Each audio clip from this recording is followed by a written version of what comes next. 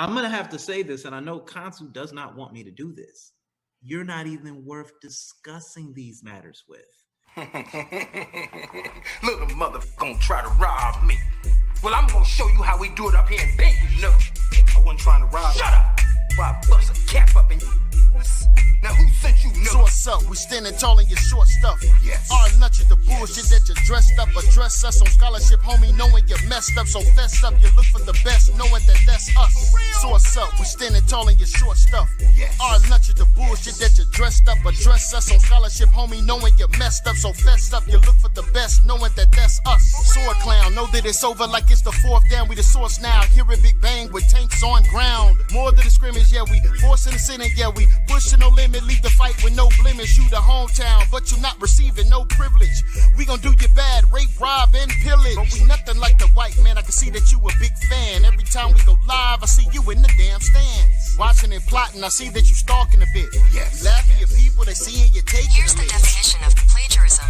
The practice of taking someone else's work or ideas and passing them off as Crazy one's ass nigga, we the source, yeah, we cite source. Spitting hot flames more hotter than hot sauce. For real? Drummy ass nigga, I'm grabbing a light sauce. Yeah. Me and my amigos, we kill it and take off. So wake the hell up, the source of what validated. When you looking at the source, we know that we elevated. Our ancestors' writings, we work to commemorate it. Now you fully understand why the sources are motivated.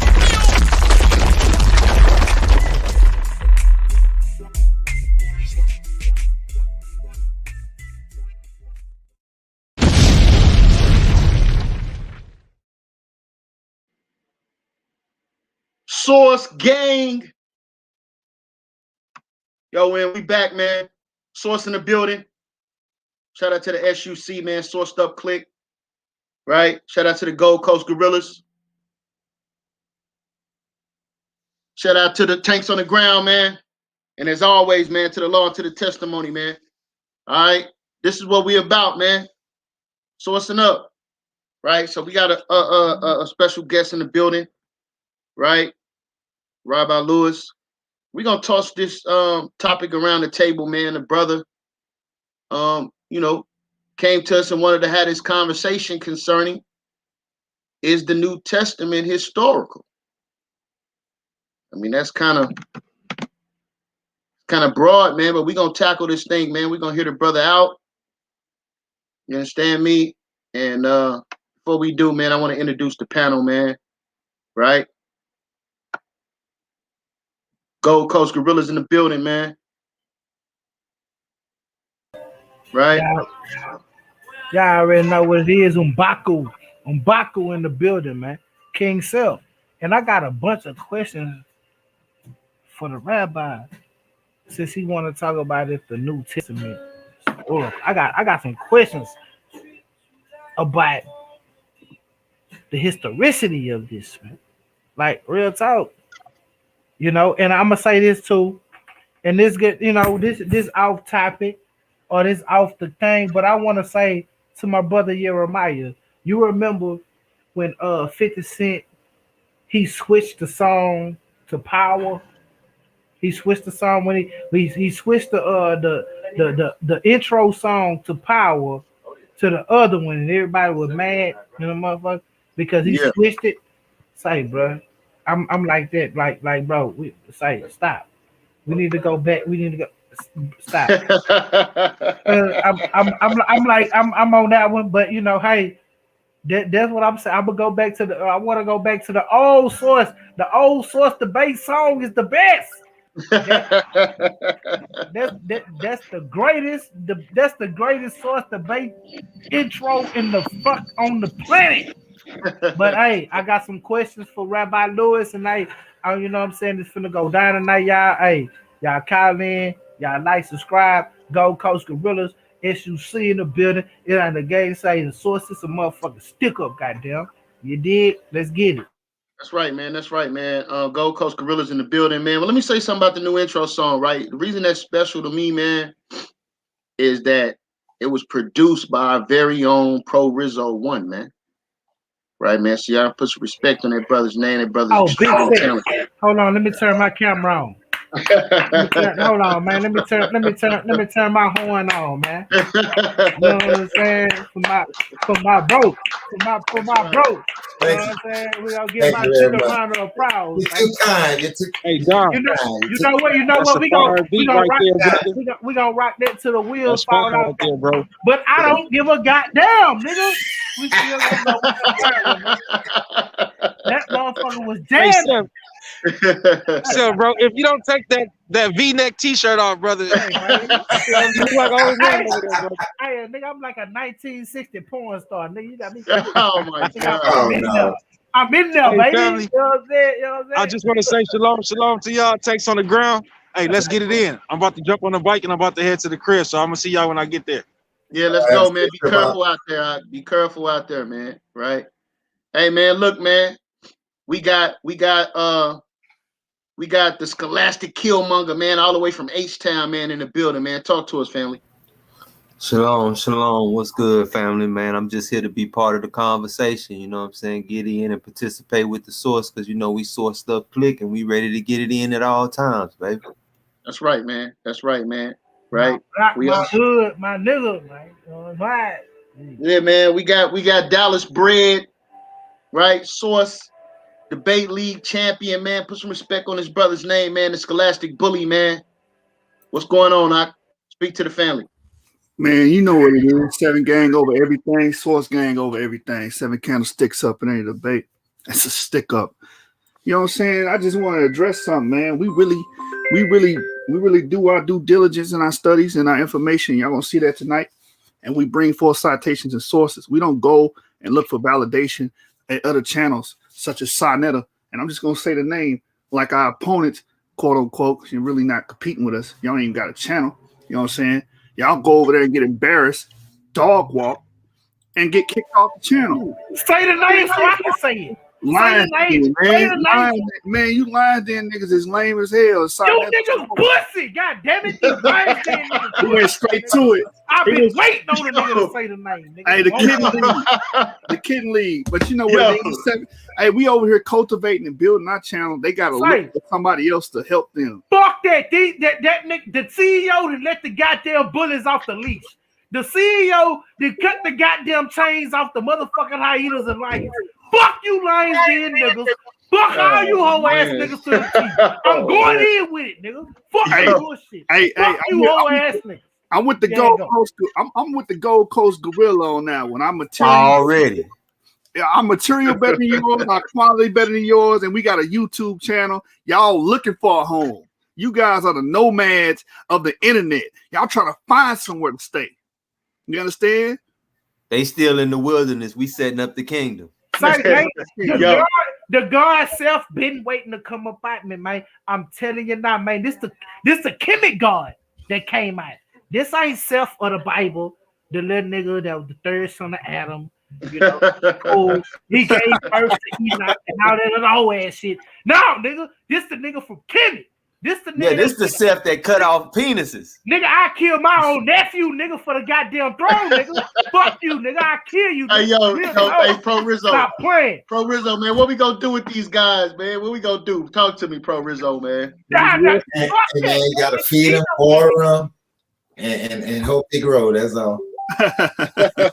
hey, what they say on that movie Shotters? If I don't feed the wolves will get me. Yeah. Jeremiah, you gotta feed the wolves, man. That's right. We hungry, man. We hungry. Yeah. I've been waiting. I've been itching, waiting on y'all to say something. So you know what? Just so you let it go. Why? I was cool, calm, and collected. I was waiting on you to say something, but you did. You're goddamn right. I'm finna get down on these motherfuckers' ass. Let's get it, goddamn. All right, man. All right. So we got a guest. We got a guest in the building, man. I'm gonna turn everything over to Pro Rizzo, man. All right, folks. Y'all know what time it is. You know what we do here at the Source. The Source Up or Shut Up. Tonight we have Rabbi Lewis. Rabbi Lewis called me up about this issue about resurrection. New Testament. Is it historical? Is it factual? Tonight, he's going to bring out some things that he believes that refutes the historical data, what we have. He's going to bring out some things that may make you look at the New Testament in a different way. So we're going to shoot holes in his argumentation. And he's going to shoot holes in our biblical translation. But he represents a large part of the community that does hold that the New Testament is uninspired, not historical, not credible. So this is a long-awaited conversation for the source. So this is a milestone for us. I don't believe we've had this conversation, not this type of conversation. We're not here to lambaste, but we will put the arguments to a test. Everything has to be tested and tried. And you have to see if it's stable. Is it balanced? Is it plausible? Is it logical? Ontological? Reasonable? We're going to see that tonight.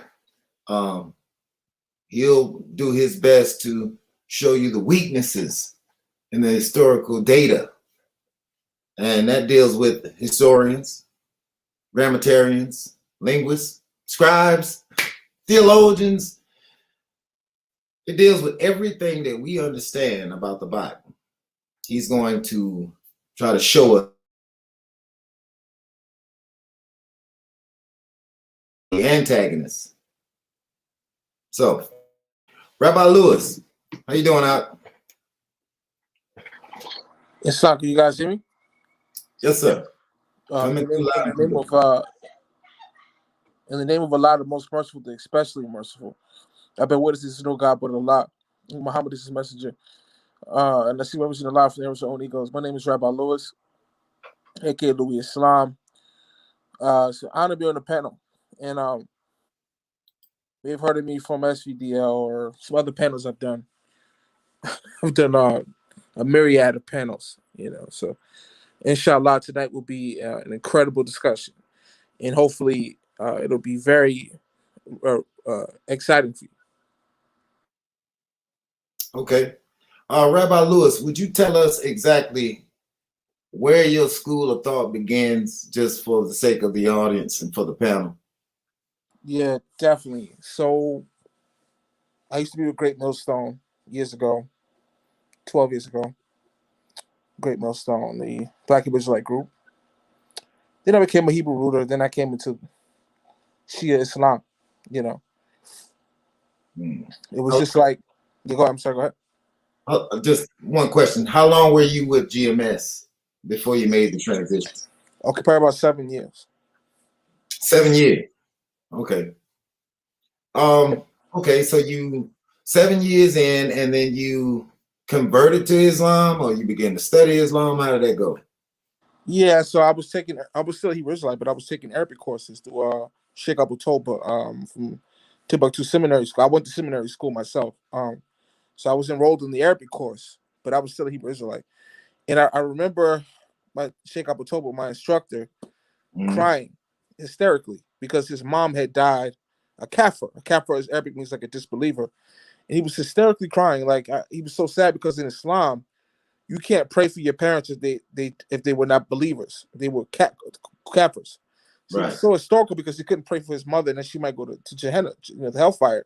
And I remember thinking, this guy's indoctrinated, and that was when I was still a Hebrew Israelite. But then, through a series of events, for lack of better words, I woke up to the fact that I was in error, and the catalyst for that was just studying the Arabic language, how beautiful the Arabic language was. So once I got a good bead on the Arabic language, it opened me up into becoming an actual Muslim.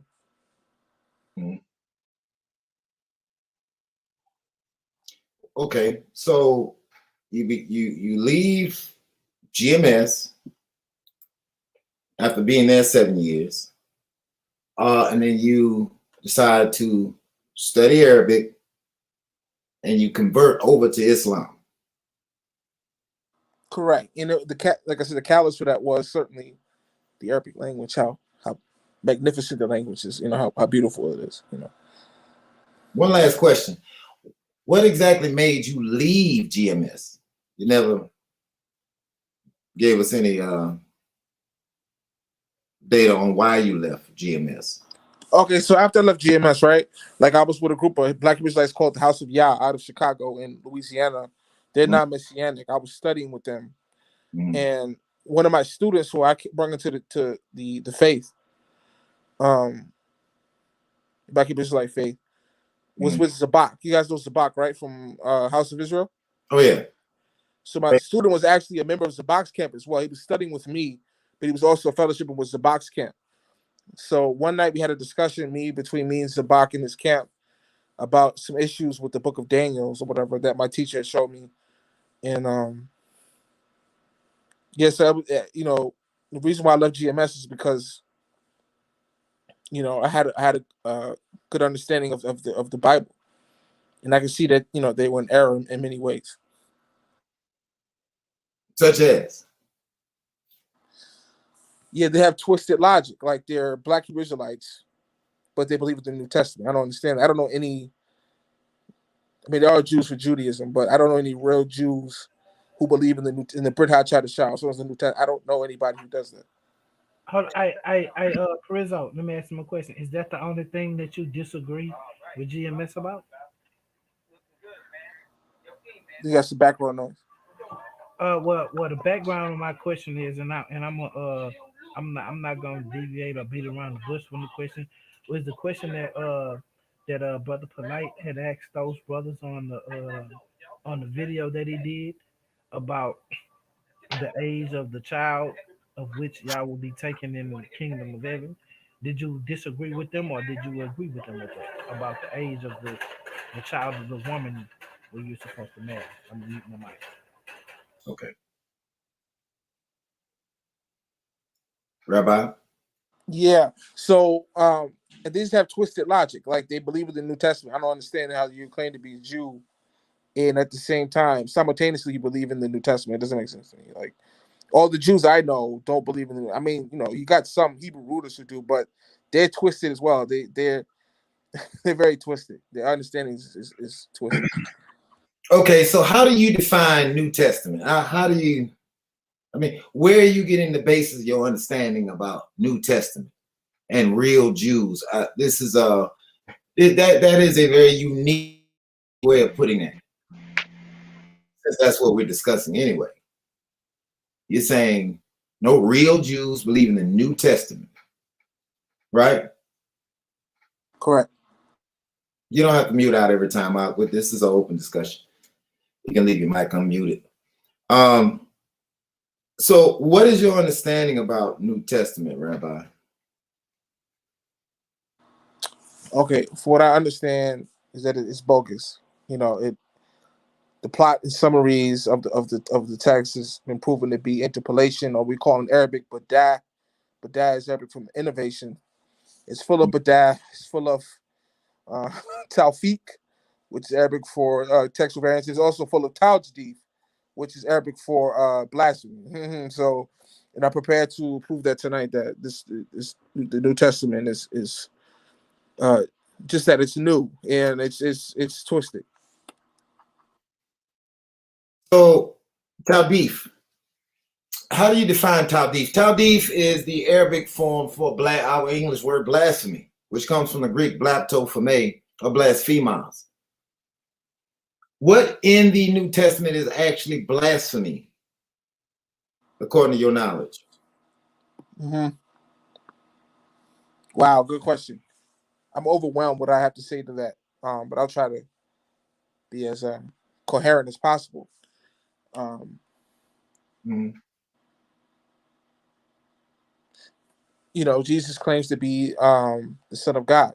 You know, Allah does not beget, nor is He begotten. You know, according to the Holy, according to our Holy Quran. So He claims to be the Son of God, which is blasphemy.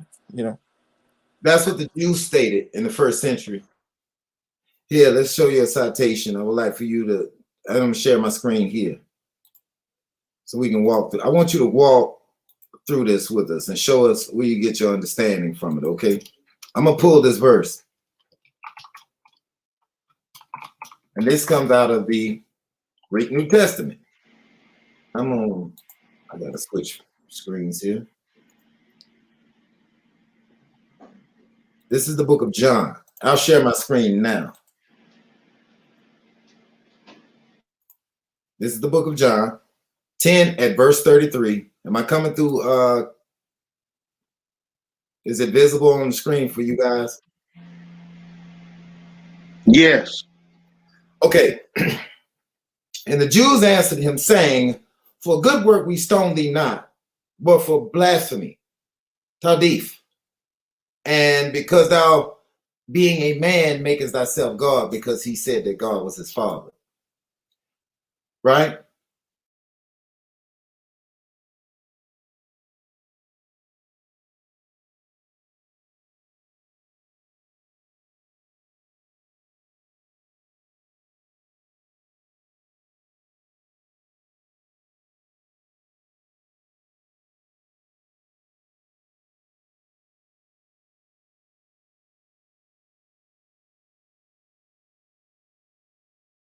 Even now I can't hear anything. Yeah. Pro Rizzo, you there? I think we might have lost him.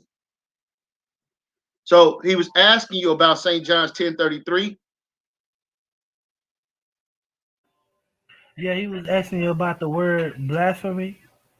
He was saying, how was he saying blasphemy as far as him being the Son of God?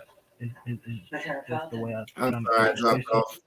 There you go. So he can speak for himself. There you go. Okay, let me go back to this. My apologies. So in the 10th chapter of John, folks, I'm going to read this excerpt so we can get a good understanding of the backdrop of this. Verse 29, this is what he says, my Father which gave me them is greater than all, and no man is able to pluck them out of my Father's hand. Notice that's twice. Jesus is referring to his Father, which Jews would have understood that to be Elohim. Then he goes on to make another declarative statement. He's saying, I and my Father are one. We're one and the same. Which that's what Elohim is. One unit. Two beings, one unit. The Jews wanted to take stones and kill him for saying that. How do you explain this to be blasphemy? Identical with the authentic Jews in the first century. How do you explain that, Rabbi Lewis? Okay, all due respect, I know you're innocent, and because you believe, and I mean, no, I don't mean to sound addicted, but that's just the fact of it. If you're doing the research, you know that. If you do some research, you know that according to the Encyclopedia Britannica, which is as credible as any source, the Gospel of John is undoubtedly a fabrication. So I have the actual quote from the Encyclopedia Britannica, and it says right there in the Encyclopedia Britannica that the Gospel of John is undoubtedly a fabrication. So anything in John, Jesus says, "I'm God, I'm the Son of God," and the whole blah, the whole nine. This is a fabrication. And the Encyclopedia Britannica tells you that the Gospel of John is undoubtedly a fabrication. So, Gospel of John is bogus. So you're saying the Encyclopedia Britannica says so? Correct. The Encyclopedia Britannica says, and I quote, Gospel of John is undoubtedly a fabrication. So where it says Jesus, the whole Gospel of John, you can throw it out because it's been proven to be fabricated by the scholars of the highest eminence. Just because the Encyclopedia Britannica says so? Correct. Is that your only source? No.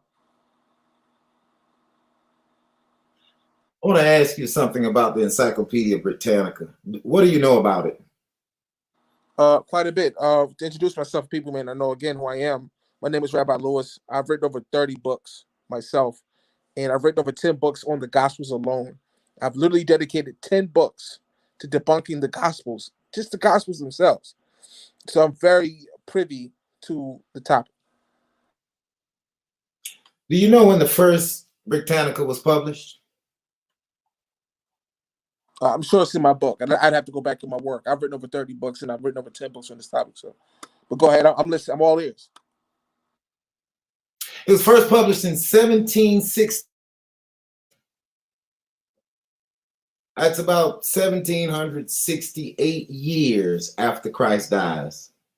And you're saying something like this is going to tell us something in the first century is bogus based on which editor?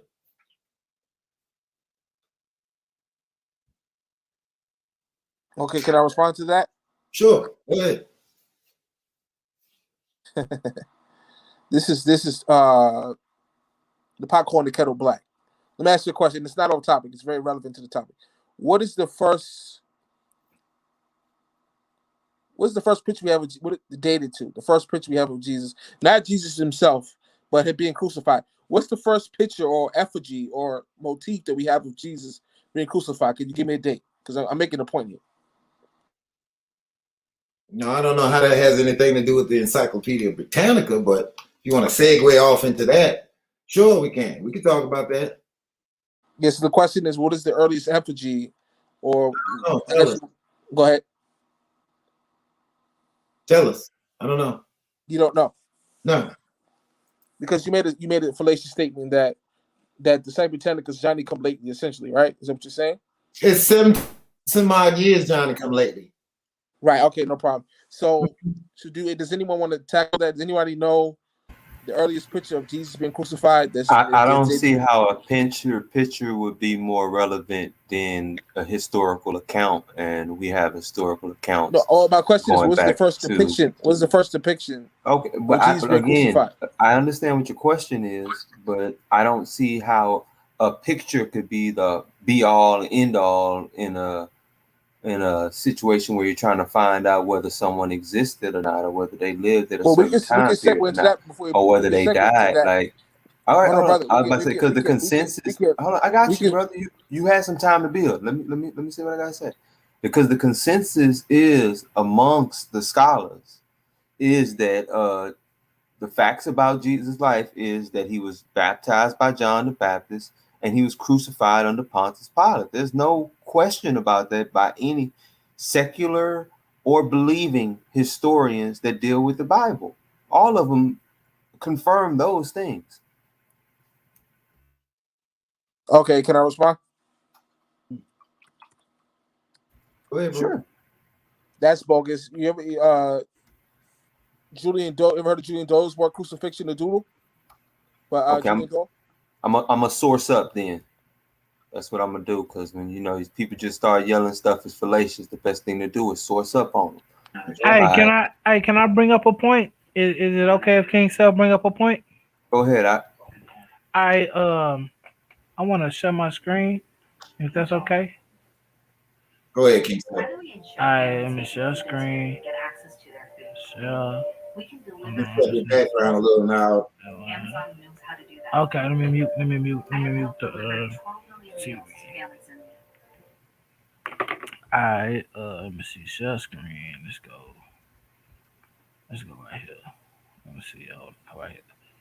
Can y'all see my screen? Oh yeah, blow it up for us. Do I need to blow it up or? Yeah. I can't blow it up. I think slide your. No, we can see it. We can see it. I bet. Let's go right here. And it was so that the days were accomplished, and she brought. Okay, here we go right here. Swaddling clothes, another angel. Okay. And it came to pass in those days that there went out a decree to Caesar Augustus and the taxing. This is the nativity story. This is the story of Luke in the New Testament. And there were the same country shepherds. Hold on, let's go. And unto you that was born this day in the city of David, which is a Savior, which is Christ the Lord. And there shall be a sign unto you. You shall be a babe wrapped in swaddling clothes, lying in the manger.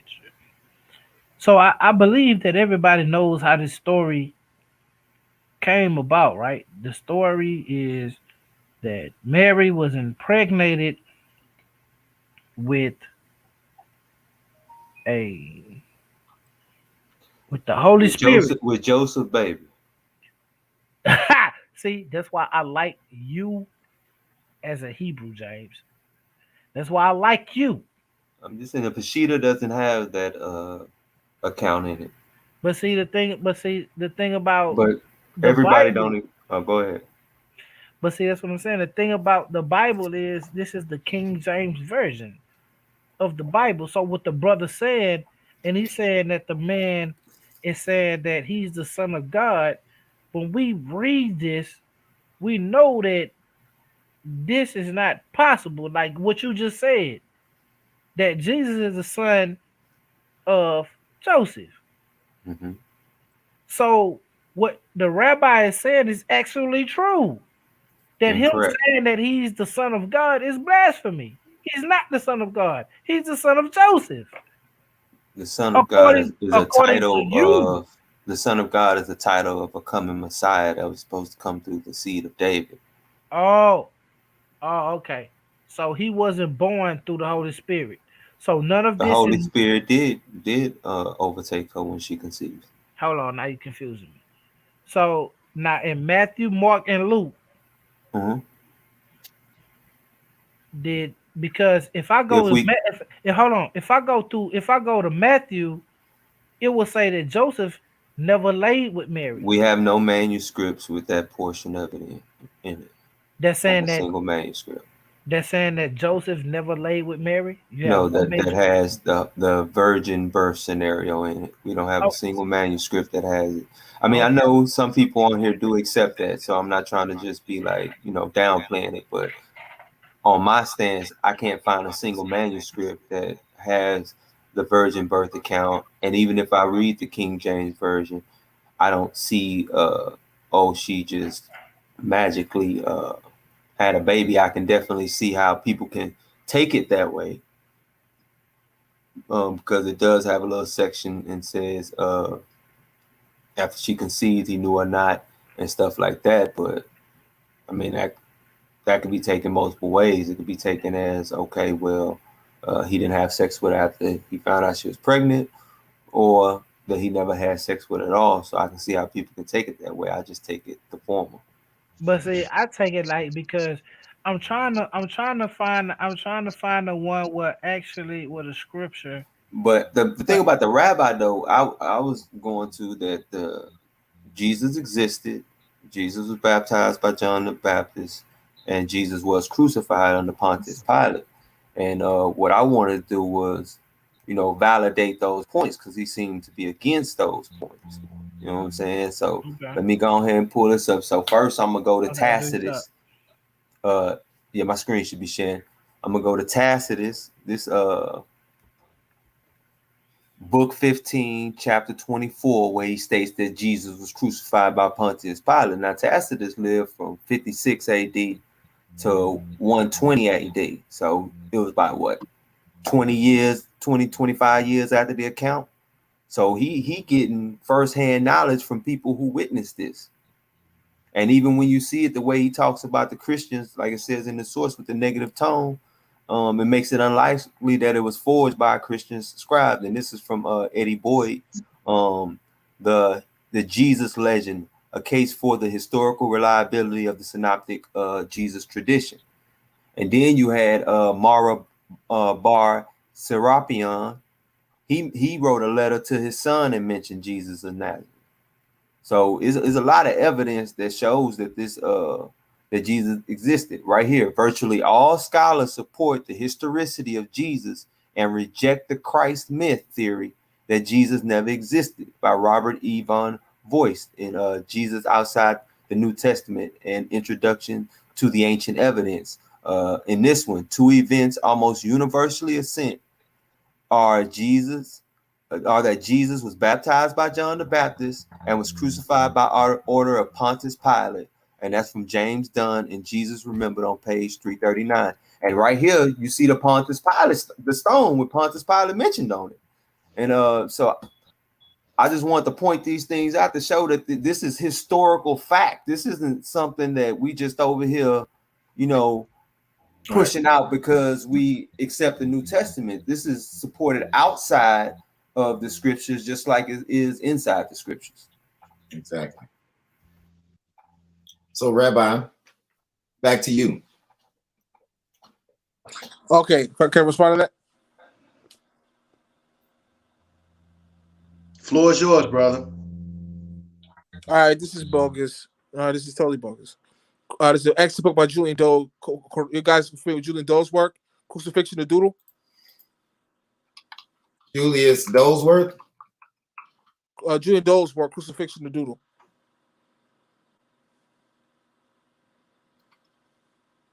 Okay, what about it?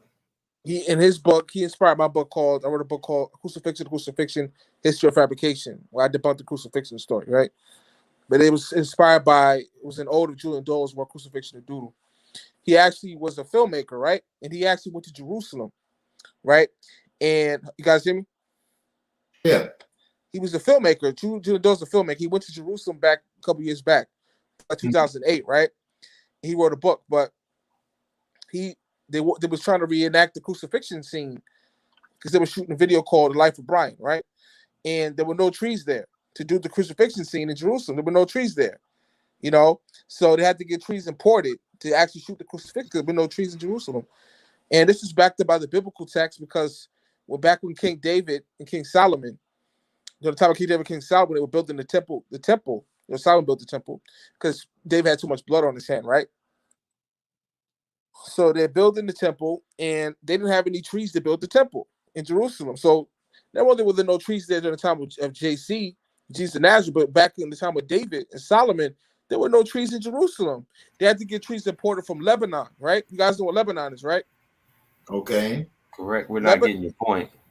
Lebanon is 5 hours away from Jerusalem. So if you was taking a car to Jerusalem to Lebanon, it would take you 5 hours to get there. So King David and King Solomon sent letters to King Hiram, right? You guys know King Hiram was, right? Okay. Right, but we're trying to get your point. Yeah, so he sends letters to King Hiram to send him some trees to build the temple.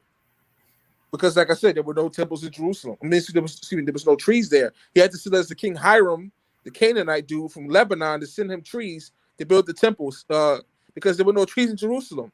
No trees. That's one of the bullet points of the book. What does that prove, though? Okay, let's go. There's no trees in Jerusalem. Now, what does that prove? Right. Okay, so that segues into proof. So here's the headshot of the book. I'll give it away. You guys will check the book out. It's called Crucifixion Fabrication. But here's the headshot in the book. Now, I covered other topics. This is the headshot. Because he quotes Tacitus, and Tacitus is not an eyewitness. Tacitus was not an eyewitness. In fact, every eyewitness never mentions Jesus. Let's see who does mention Jesus. You have guys for witnesses to say there's no trees in Jerusalem in the first century. Not only were there no trees in the first century, back at the time of King David and King Solomon, there were no trees there. They sent letters to King Hiram like, yo, man, we need trees to build the temple because there's no trees here. So they sent trees from Lebanon, which is 5 hours away from Jerusalem, to come and build the temple because they didn't have any trees. Yeah, we familiar with that. We familiar with that, brother, but we're trying to figure out what your point is. Yeah, Mike, hold on. They trying to get to the point of what you mean by no trees because are you trying to say there could be no crucifixion because there's no trees? Correct. He asserts that because, like I said, they import the trees from Lebanon to do a crucifixion. Hold on, brother. Hold on. Let me say this in a yield. Then I yield. He was shooting a film called The Life of Brian, where it was reenacting the crucifixion scene, from the Bible. And there were no trees to reenact the scene. They had to leave the state to go get trees to reenact the scene. But that's just opening salvo. But go ahead. And I'll respond after that. All right, let me just say this real quick. That does nothing to disprove anything. Right. To just try to discredit Tacitus because he's not an eyewitness. There are many people who are taken into court as secondhand witnesses to things all the time. So you can't just try to discard someone because they didn't see it themselves. But I got eyewitnesses. If you want eyewitnesses, well, let me respond. Hold on. No. We let you go for your time. Okay, let me go for mine. All right. And to the point, you bringing up a British filmmaker in competition against PhD scholars who study this area of history for a living is ridiculous, Rabbi. That's Yeah. Let me say this. I'm gonna have to agree with the brother James on. I thought you was going somewhere with the trees, with the points with the trees, but you kind of let me down with that one. I ain't gonna lie. I mean, you was going somewhere. I know where you was going, but you didn't go the way that I wanted you to go with it. That's because I got But cut off. I got cut you're, off. I wasn't finished. but the brother James is also correct. You know what I'm saying? That you didn't bring up a good point with the trees or with the British filmmaker. Yeah, and let me But say this. I do Let agree. me Hold say on, this hold too, on, real hold quick, on, man. hold on. Yeah, Mike. But I do agree with you about the trees because I know exactly where you're going with it.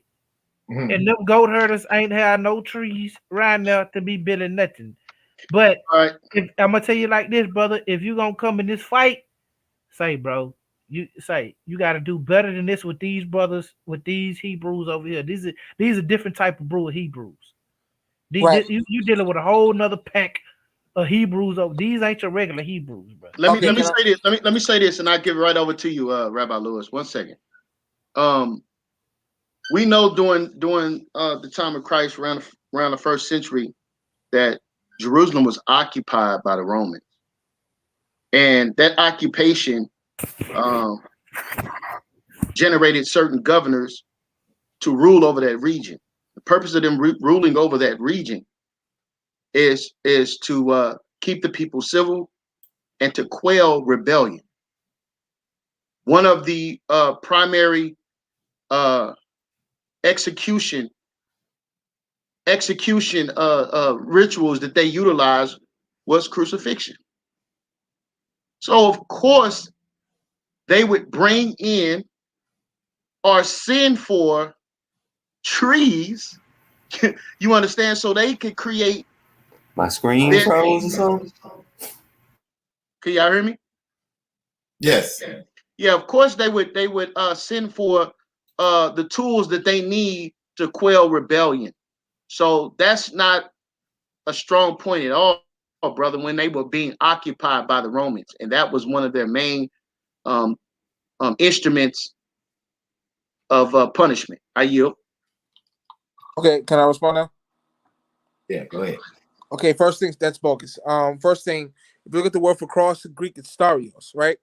Now, starios, if you look up in history, never meant a cross, like a piece of timber with another piece of timber across and making the T sign. The word starios always meant historically, before this term was hijacked in the 6th century, starios always meant a single piece of wood that was used for impalement. You know what impalement is, right? Steak. Yes. Hey. Yeah, so starios never means a cross. The word for cross is starios, and it means a single piece of wood that they would stick up your anus, excuse my language, and it'll come out your mouth for impaling. This whole cross is not historical. Now, nobody ever said anything about a cross. I didn't mention a cross. Brother James didn't mention a cross. Pro Rizzo didn't mention a cross. I don't know why you bringing that up. Okay, so that's proof that what I'm saying about starios is historical. That starios always meant a single piece of wood, not two pieces of wood imposed on top of each other to make a cross. He was still crucified, Rabbi. Come on, man. Huh? Right. Like, bro, he was still crucified, no matter how it was. Okay, so let me make my last point. You got to prove that he was the Son of God. That's the point. Come on, King Seth. Hold up. I don't want to divert from what we're saying because, again, no one said anything about a cross. So I don't know why. I mean, why are you bringing this point up? But go ahead, Rabbi. Okay, so again, as I'm saying, crucifixion was not a capital punishment. It was one, and let's prove that. Starios again means one piece of wood that they were used to impale people with. There were no crosses back then. So let's prove that. What is the earliest? Again, I beg the question again for the panel. What is the earliest picture we have? Depiction of Jesus being crucified. What year was that? That was in 1 AD. Say it again. 1 AD. No, incorrect. Yes, that's first century. No, show me. Okay, pull it up. Show me. Share your screen and show an image of Jesus being crucified in the first century. No images. There's nobody taking digital photos with I'm camcorder. talking about a drawing, or brother. I'm talking about a drawing, a depiction, or effigy of Jesus being crucified in the first century. Show me What does that it prove? What does it prove if if no picture exists? What does that prove? Well, we could cross that road when we get there. I'm asking the question. Can you show me? Depiction. He's saying, what is It's not going to prove anything. The historical account is he was crucified. You can't change the historical account by lack of picture. Right, and you're trying to superimpose our understanding of the cross and the crucifix. We're not making that argument, right? Like we teach that Christ wasn't hung up the way they show you in Christianity. We're not Christians, bro. You understand? So we don't teach that. So I don't know why you're trying to debunk something that, I mean, that's a straw man. I didn't know that. So excuse me. I did not know that because I'm not familiar with you brothers teaching. So excuse me. I did not know that. So hey, but you still have the burden of proof. You're right. saying I'm about to prove there was no palm trees, no fig trees, and there's no olive trees in the first century. Really? And you say, well, what's the earliest depiction? 1 CE. That's when he was crucified. Hold on, show me an effigy, a picture, a drawing, or a. You want me to give you a satellite image? Hold on, brother. Can you hear me? My question is for Brother Jerome or anybody on the panel. You want a satellite image? Can you show somebody share their screen and show me a picture? Listen. The earlier depictions were done by non-Israelites, bro. All right. My question again. What is the earliest depiction of Jesus being crucified? What date? What does that have to do with the price of tea in China, bro? Like we're not arguing that, bro. Like you're making irrelevant points that nobody arguing, bro. Like I've said it just before now. Okay, make the point. Go ahead. Just make the point. Not a problem. I want you to notice now when I show you this don't have nothing to do with your question. But one thing is sure, that Rome did crucify. Okay, we're gonna debunk that, but we'll get to that next. Now, okay, so the earliest we took a Google search for this. Okay, great, thank you. So okay, yeah, I already know you have to know this. In the art, it's bogus, brother. That's what he gonna say. It was a man worshiping a donkey on a donkey that was crucified on the cross. Here, let's blow this up. For our audience to see this, because that's exactly what this is. See, there's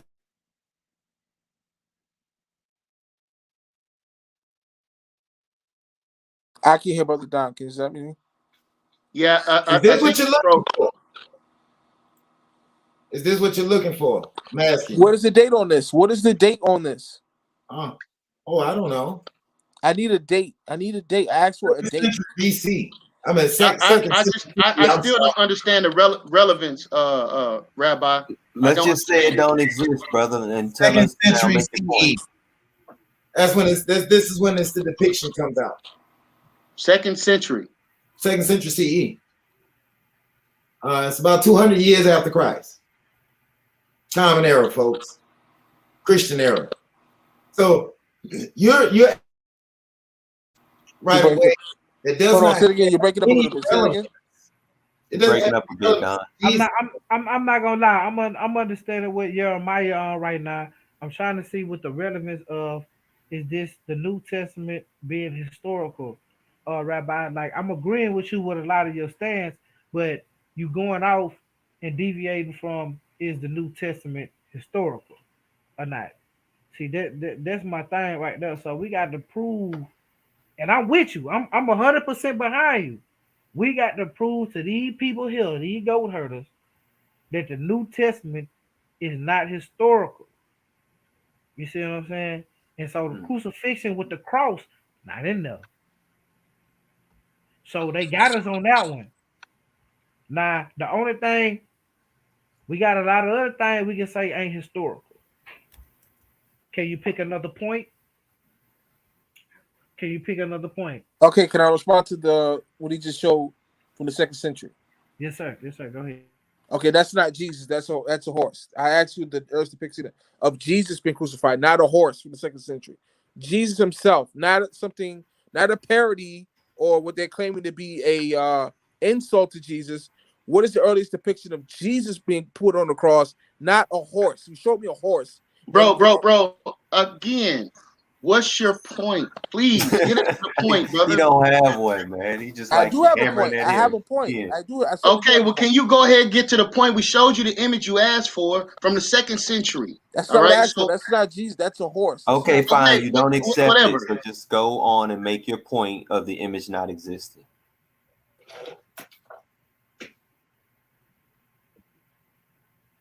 You gonna do it, Rabbi? Rabbi, are you there? Yeah, I'm here, brother. Well, I was waiting Okay, for Don to come back. let's- Okay, Don, because Don didn't hear me. So, Don, my question is this: I didn't ask you for a horse being crucified.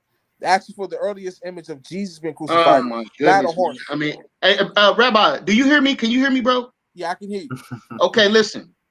We're asking you directly, bro. Can you make your point? Yes, I'll make my point. Excuse me, I didn't mean to be rude. Yeah, I'll make my point. The earliest picture we have of Jesus being crucified on the cross, that's actually attributed to Jesus, is 440 AD. 440. That's over 400 years after the crucifixion. There's no pictures earlier than that of him being crucified before 440 AD. Can you give us that? No. Let's just say he's right, because I mean, this right. Yeah, I don't get the point. There's no point. It It doesn't prove anything. Yeah, that's why I want him to give us the source for it. Yeah, Pope Celestine. It was on the Pope Celestine is when you had the first picture drawn of Jesus being crucified. The first picture we have, Slow down, bro. him being crucified, is dated to 440 AD. 440. Slow down. Pope who? Pope Celestine. Okay. I said earlier that the earliest pictures are done by heathen. So I'm still trying to get to your point. That's not true, because the earliest picture we have of Jesus, just him standing. He's talking with about the apostles. crucifixion. He was talking about the crucifixion, Hold on, brother. brother. Let me finish. The earliest This is a picture we have petty of him- point. We want you the to first make picture your we have of overall Jesus- point, brother. The first picture we have of Jesus with the apostles is dated to the 6th century, and he's black. So don't give me that game. Well, this was the Gentiles drawing this stuff, because the earliest That don't picture mean the of Gentiles Jesus- didn't know he was black. Come on, man. Can you just make your point? All right. We like sitting here. We gotta beg you to make a point. This is Yeah, crazy. yeah, man. Because listen, man. Again, man, we're not Christians, bro. Like I don't understand. We Israelites, bro. You know what I mean? So I don't understand. You know what you're saying, bro. Like you're not bringing us nothing that we don't already know. So we're trying to get to what your disagreement is, man. Here's this picture of Jesus, right? Now since you bring this up, Rabbi, here's what we have. We got a man hung on a tree here with a noose around his neck. And we have this guy here on a cross. This is what you bring up. The issue here is what is written over this man's head.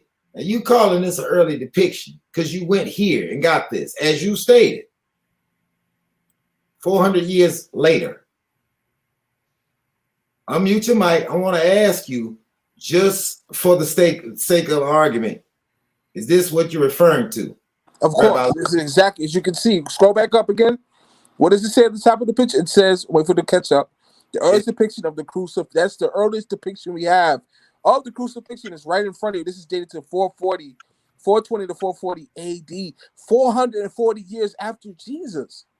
Excuse me, over 400 years after him. This is the first picture. And 400 years later, really? So what's your point? So what's your point? Right. I don't know if Don Burt want to read some of that, or I don't know if you had questions about that. No, we don't care. We want to know what your point is. What does this prove? Rabbi, are you there? What is your point? Yes. Yeah.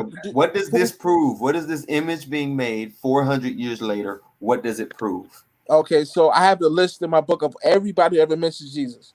Hegesippus, too late in the game, not eyewitness. Clement of Alexandria, too late in the game, wasn't eyewitness. Theologian, Hippolytus, Irenaeus, Origen, Cyprian of Carthage, Eusebius, and Tacitus. Those are all the people who mentioned. Yeah. I didn't ask you all that, brother. I asked you what was the point about the picture. What does the picture being the first depiction of a crucifixion 400 years later, what does that prove, brother? What is your point in bringing that up? Okay, excuse me. What that proves is that there was something called the Council of Nicaea under Constantine and Eusebius. What this proves is that the crucifixion story and narrative was made up in the 300s, and that's why we don't have any pictures of being crucified. We got Josephus in the 1st century, brother. What are you talking about, bro? So this we got Josephus in the 1st century. Hold on. We got Josephus in the 1st century. We have manuscripts from Mark that date to the 1st century BCE. We got what's the guy's name? Matter of fact, I got it right here on my thing. I don't got to necessarily pull up, but I can read it. Like I brought up that's not now him. Put it on the screen, James. Put it on the screen. We gonna source up here at the source, man. Like, you got to cut it out, bro. Cause this brother just be saying that man stuff, said man. Jesus Christ was just totally made up in 300 AD. Just on a side note, Judas isn't at Jesus' crucifixion. Right. Just, and this, folks, I want to explain this to the audience. This is someone's rendition after reading the Bible, the biblical account. Right. Just going to read. Now, this is Rabbi Lewis's source. All right. This is a small ivory panel which dates to 420 to 430 AD. This is the earliest portrait of the crucifixion in a narrative context. In a narrative context. Here's my version of what Jesus looks like to me 400 years later in this whole scene. And I'm gonna stick Judas in there. And that's Mary. And Joseph wasn't even at Jesus' crucifixion, but he's here in this ivory portrait. And there's the soldier. I guess that's a dagger, but he would have had a spear, not a dagger. A spear, not a dagger. This is someone's rendition of reading the biblical narrative. But this isn't the actual depiction. It's just someone's artsy, fancy art carving. Here, Jesus gazes impassively past the viewer, flanked by Mary and John and Longinus, and the Roman centurion who pierced his side, John 19:34, later exclaiming, truly this man was the Son of God. Now, Rabbi, I'm going to say this, I'm going to pass the mic to James. The depiction is quoting John 19:34. This is actually more proof that Jesus was historical. Actually helps us more than it helps you.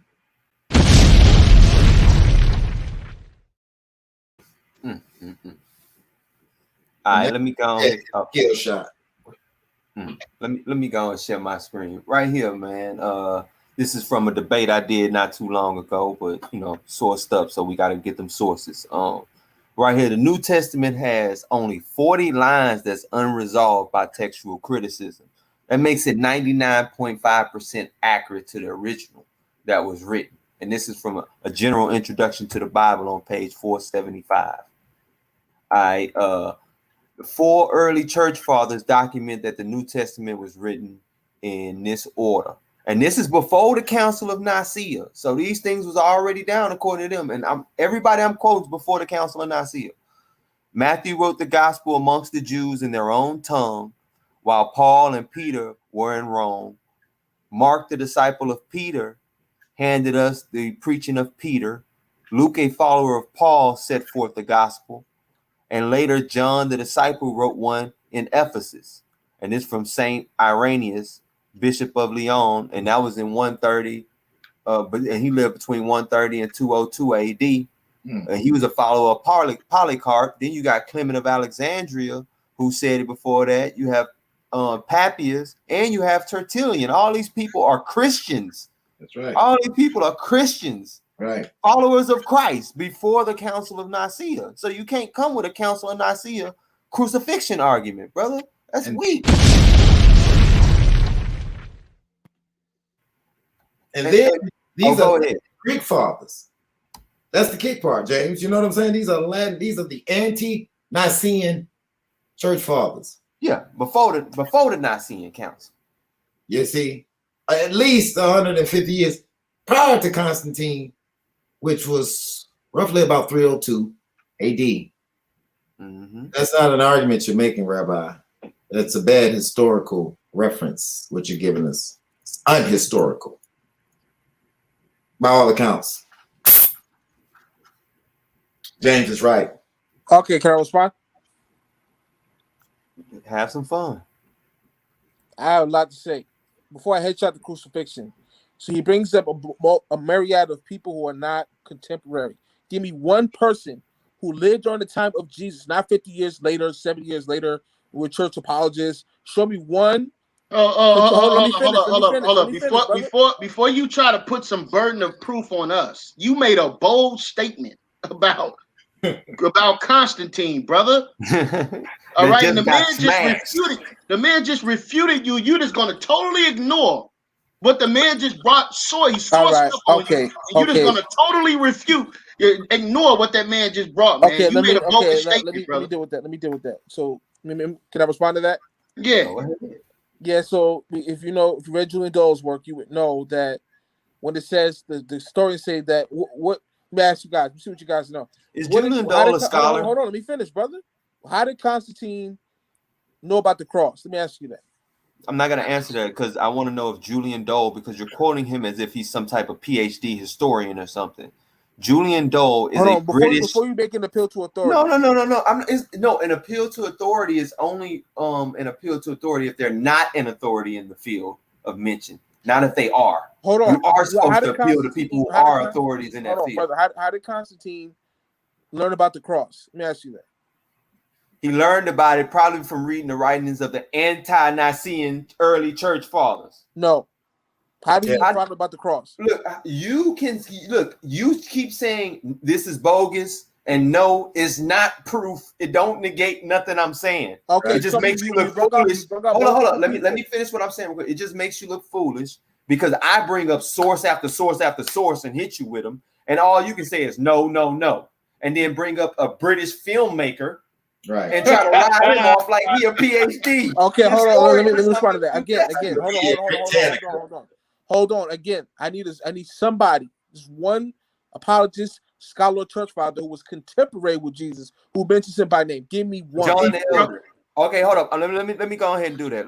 I'm sharing my screen. Y'all can see this right. Yeah, lived during the same time as him. And brother, let me speak. Yeah, go ahead. Papias of Hierapolis, a contemporary of John.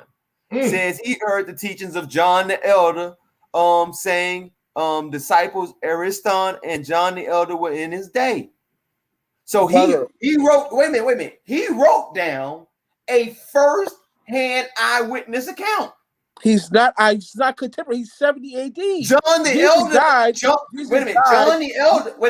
the Elder is the person who Jesus told on the cross to take care of Mary. Dude, take care of his mother. Hold on. You're not quoting him. You're not quoting John. You're quoting Papias of Hierapolis. He quotes him. That's my point. He quotes him. He writes down a first-hand eyewitness account. Guess what happens when you go to the police station, right? And they tell you to have an eyewitness account or talk to them. They either write it down or you write it down. Then someone signs off on it saying, yes, this is what it is, right? That's pretty much what just happened here. He told him everything. The man wrote up and signed off on the say, this is what that man told me. And eyewitness told me. Papias is too late in the game. John the Elder is not too late in the game. John the Elder is the person. First of all, Papias was born in 70 AD. He died in 163, so he probably started. Was John the Elder a contemporary of Jesus Christ? And did he walk with Jesus? Yes or no? Show me that. Show that. Pull it up on the screen. Okay. You don't know. Okay. This is where pure ignorance is being shown, because he don't even understand that John the Elder is the man who Jesus, when he was on the cross, told to take care of his mother. Quick question, family. Quick question. Shalom to the panel.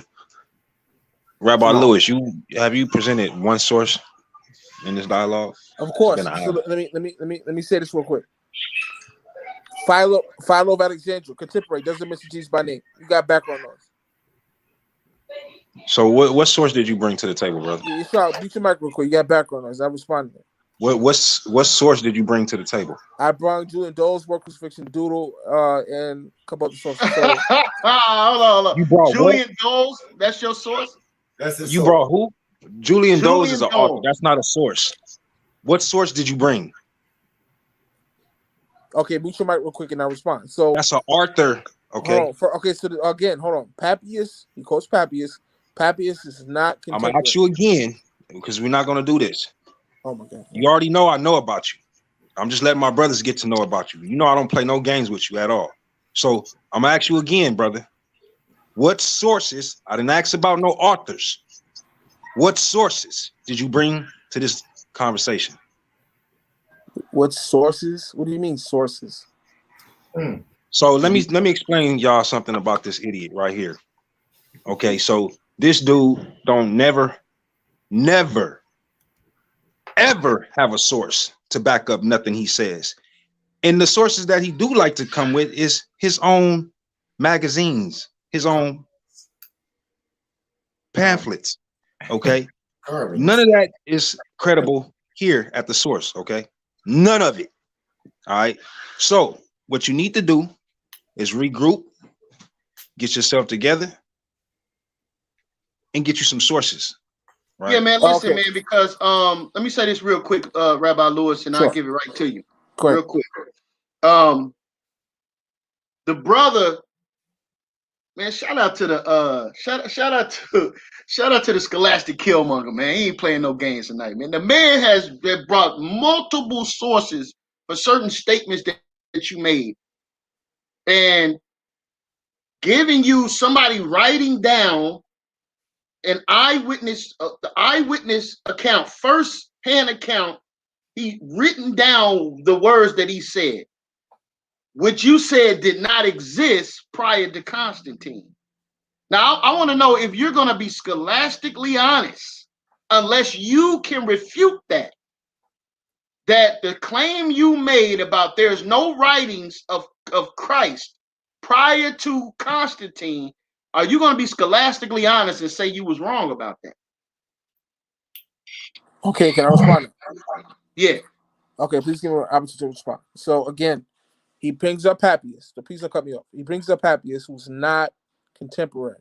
Then he brings up somebody who was that he wrote about. That's not evidence. I need empirical data. I need an eyewitness account. Now let me finish. Philo of Alexandria, for example, eyewitness, never mentions Jesus, lived at the same time. Seneca the Younger, eyewitness, lived at the same time, never mentioned. Lucius Annius Seneca, would have mentioned him, did mention contemporary. Galileo, 65, never mentions this guy. Let's keep going. Jewish historian Justus of Tiberias, contemporary, never mentions this guy. Nicholas of Damascus, contemporary, never mentions this guy. Pausanias, contemporary, never mentions Jesus. Alaeus Aristodes, never mentions Jesus. Marcus Cornelius Fronto, another contemporary scholar, never mentions Jesus. Maximum of Tyre, never mentions Jesus. Prove? I could keep going. Athenaeus of Narcolius, never mentions Jesus. Lucius Flavius from Philadelphia, never mentions Jesus. Apollonius of Tyana, never mentions. What does that prove, brother? Look, it's gonna be a bunch of people that live during the same time that I live that don't know who the hell I am. No, right. Let me ask you this real quick, Rabbi. You say you wrote 30 books, right? Correct. In any of those books, did you make mention of LeBron James? No. Does that mean LeBron doesn't exist? Let me respond to that. That's the storming argument. The fact of the matter is, these are all academics, apologists, and church fathers of their day. I'm just asking, brother. I'm sure. They weren't Christians. Please let me to finish. All of these people that I just mentioned were academic scholars and academics, apologists, and church fathers who, if Jesus existed, they certainly would have wrote about him if he was that big of a deal in the first century. None of these people mentioned this guy.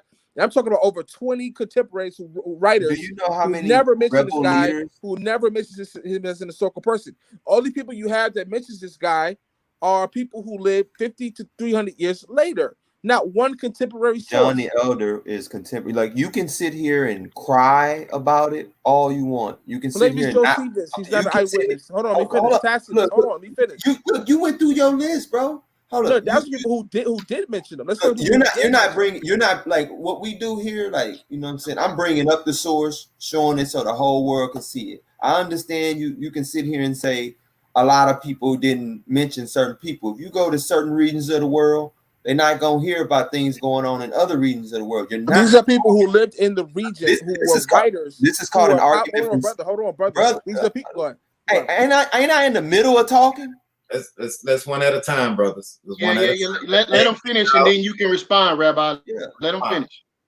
Again, this is called an argument from silence. All right, unless you have some evidence that shows that these people, without a shadow of a doubt, should be talking about Jesus because they should have come in contact with him and his followers during the time of his life when he was only in Judea, never went anywhere but Judea, then you need to present that evidence, or else you're not making a point. You're just making an argument from silence just because someone didn't mention him, therefore he didn't exist. That's ridiculous. Okay, again, I don't have time to read the whole book. It's in my book, one of my books.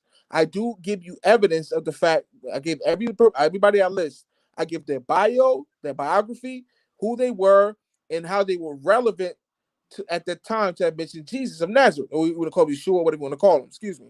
So all the people that I named, which is I just give you 10 different names. I got more. Never mentioned this guy, and they're all contemporary. The only people who mention this guy are people who lived 50 to 300 years after he died. None of them are contemporary. Let's give you some. Right. Hold on. So then why don't the modern scholars... Go ahead. You can read some. Go ahead. Now, Dallius, Lucian, Suetonius, Pliny the Younger, Marabas Sarpion, Phlegon, Justin Martyr, Clement of Rome, Polycarp, Bishop of Origen, Cyprian, Eusebius, Tertullian, Ignatius, and Hippolytus of Rome. These are all the people. This is everybody who ever mentions Jesus. I just gave you all 10 of them, 11 of them. Not one lived during the time of Jesus. All of these people that I just listed lived from 50 to 300 years after he died, allegedly died. But he believed in Jesus. He was a disciple of the one who was called Apostle John the Apostle. That's Polycarp, one of the persons that you mentioned. Polycarp is now the eyewitness. He is Polycarp. Rabbi, let him finish, Rabbi. Let him finish. Okay, Polycarp believed in Jesus, so did Ignatius, and so did all these other disciples of the apostles. Now we're getting somewhere. That's what I find interesting. And another thing, now you say you converted to Islam. That's correct. Right. Your Quran talks about Jesus, doesn't it? Say it again, Don. He was speaking. The Quran talks about Jesus, doesn't it? The Quran? Yes. Here. Yes. Let me show you. Of course it talks about Jesus. It does. So why are you trying to act like you're not a historical person if your Quran mentions it? Okay, I can explain that, but I'll let you finish. All right, here's the Quran, because we believe in sourcing up around here. Since you read Arabic, right? Yes. Not fluent, I'm intermediate. I'm not fluent, intermediate. That's fine. Because Isa, son of Mary, and we brought Jesus, son of Mary, evident proofs, and we aided him with the Holy Spirit, and had Allah willed, those who succeeded them would not have fought one another after the evident proofs had come to them, but they disputed, as we read in John. For some of them attained faith, and some of them denied. For had Allah willed, they would not have fought one another, but Allah does what he wants.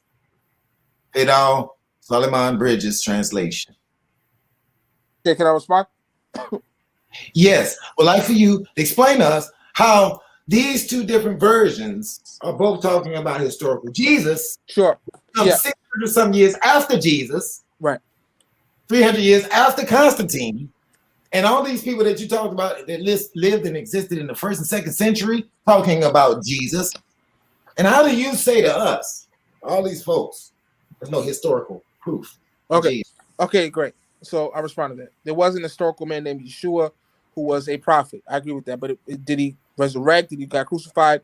No. those stories that were attributed to him were bogus. Now let me respond to what you Why said. are you arguing with me, bro? Hold on, let me to respond to what you said. So, in the Quran, Allah Azawajal asked Jesus of Nazareth, Yeshua, did you tell them to worship you and marry as a God beside me? Because that's shirk, right? And Jesus says, no, Allah, Yallah, Udbillah. I would never tell them to worship anything but you, Allah.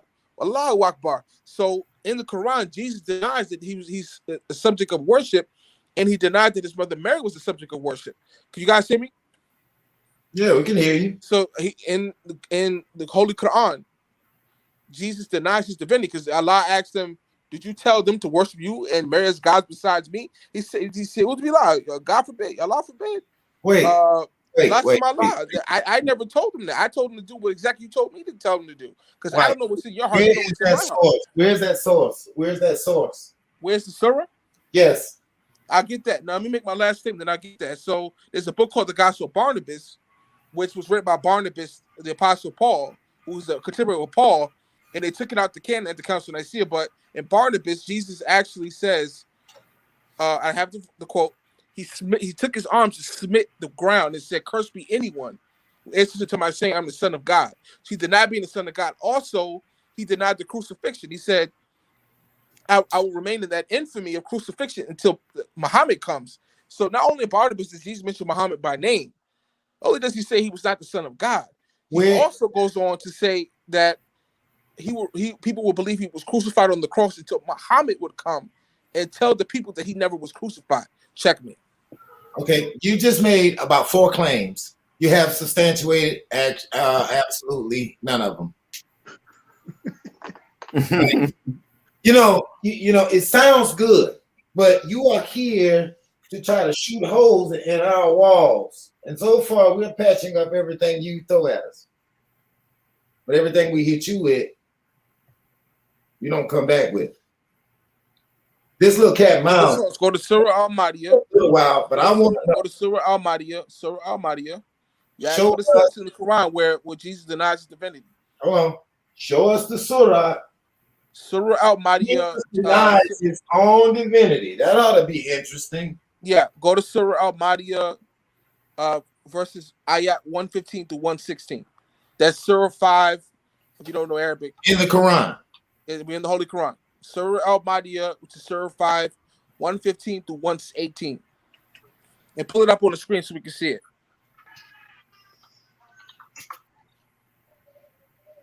Right. Surah Al-Ma'idah 5. I'm sorry.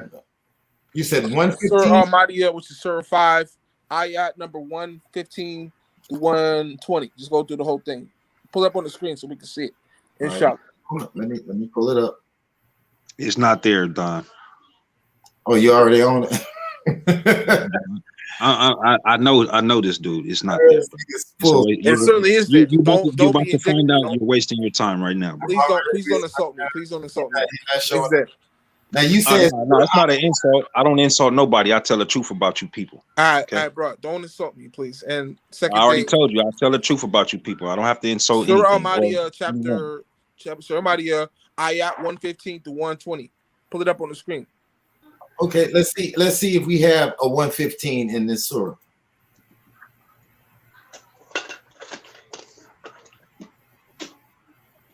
There's no 115 in this surah.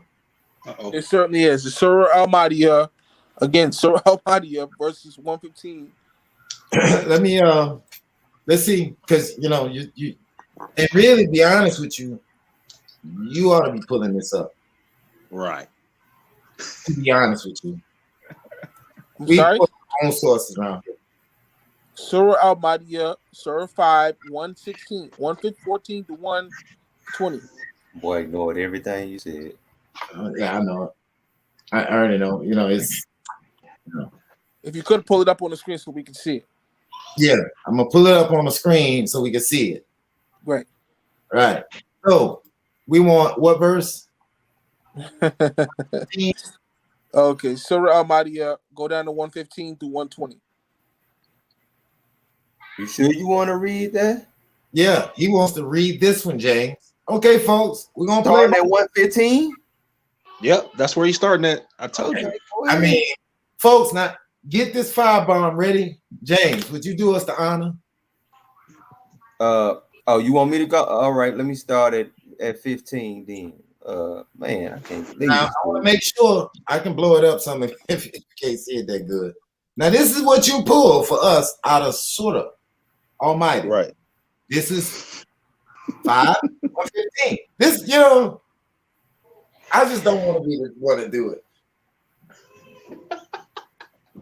I'm gonna mute out real quick, bro. Oh my God. Allah answered and said, I am sending it down to you. But whoever among you denies afterwards will be subject to a torment I have never inflicted on any one of my creation. Oh man, read 16. And on Judgment Day, Allah will say, "O Jesus, son of Mary, did you ever ask the people to worship you?" This is what Allah is going to say on Judgment Day. And your mother as God besides Allah?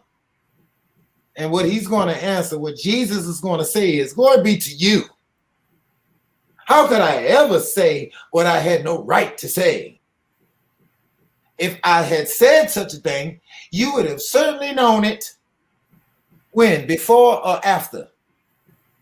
You know what is hidden within me, but I do not know what is within you. Indeed, you alone are the knower of all unseen." Go. So, Allah again. Actually, we just read it. So as you can see, what I said was accurate. Okay, we ain't through. He goes on to iterate. I have never told them anything except what you ordered me to say. Worship Allah, my Lord and your God.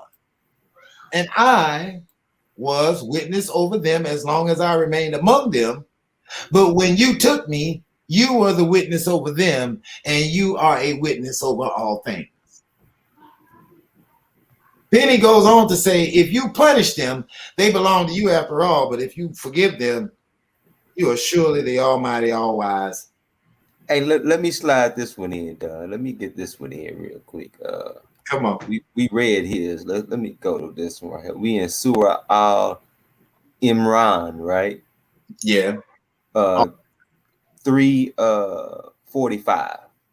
It says, and mention when the angel said, "O Mary, indeed Allah gives you good tidings of a word from him, whose name will be the Messiah, Jesus, the son of Mary, distinguished in this world and the hereafter, and among those brought near to Allah." Brother, they just declared him the Messiah, brother.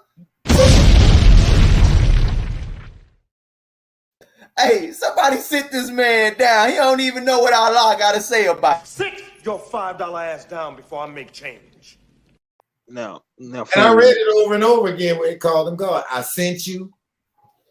In your Quran, it's saying that Allah sent his son. He said it. Allah said it out of his own mouth. I sent you.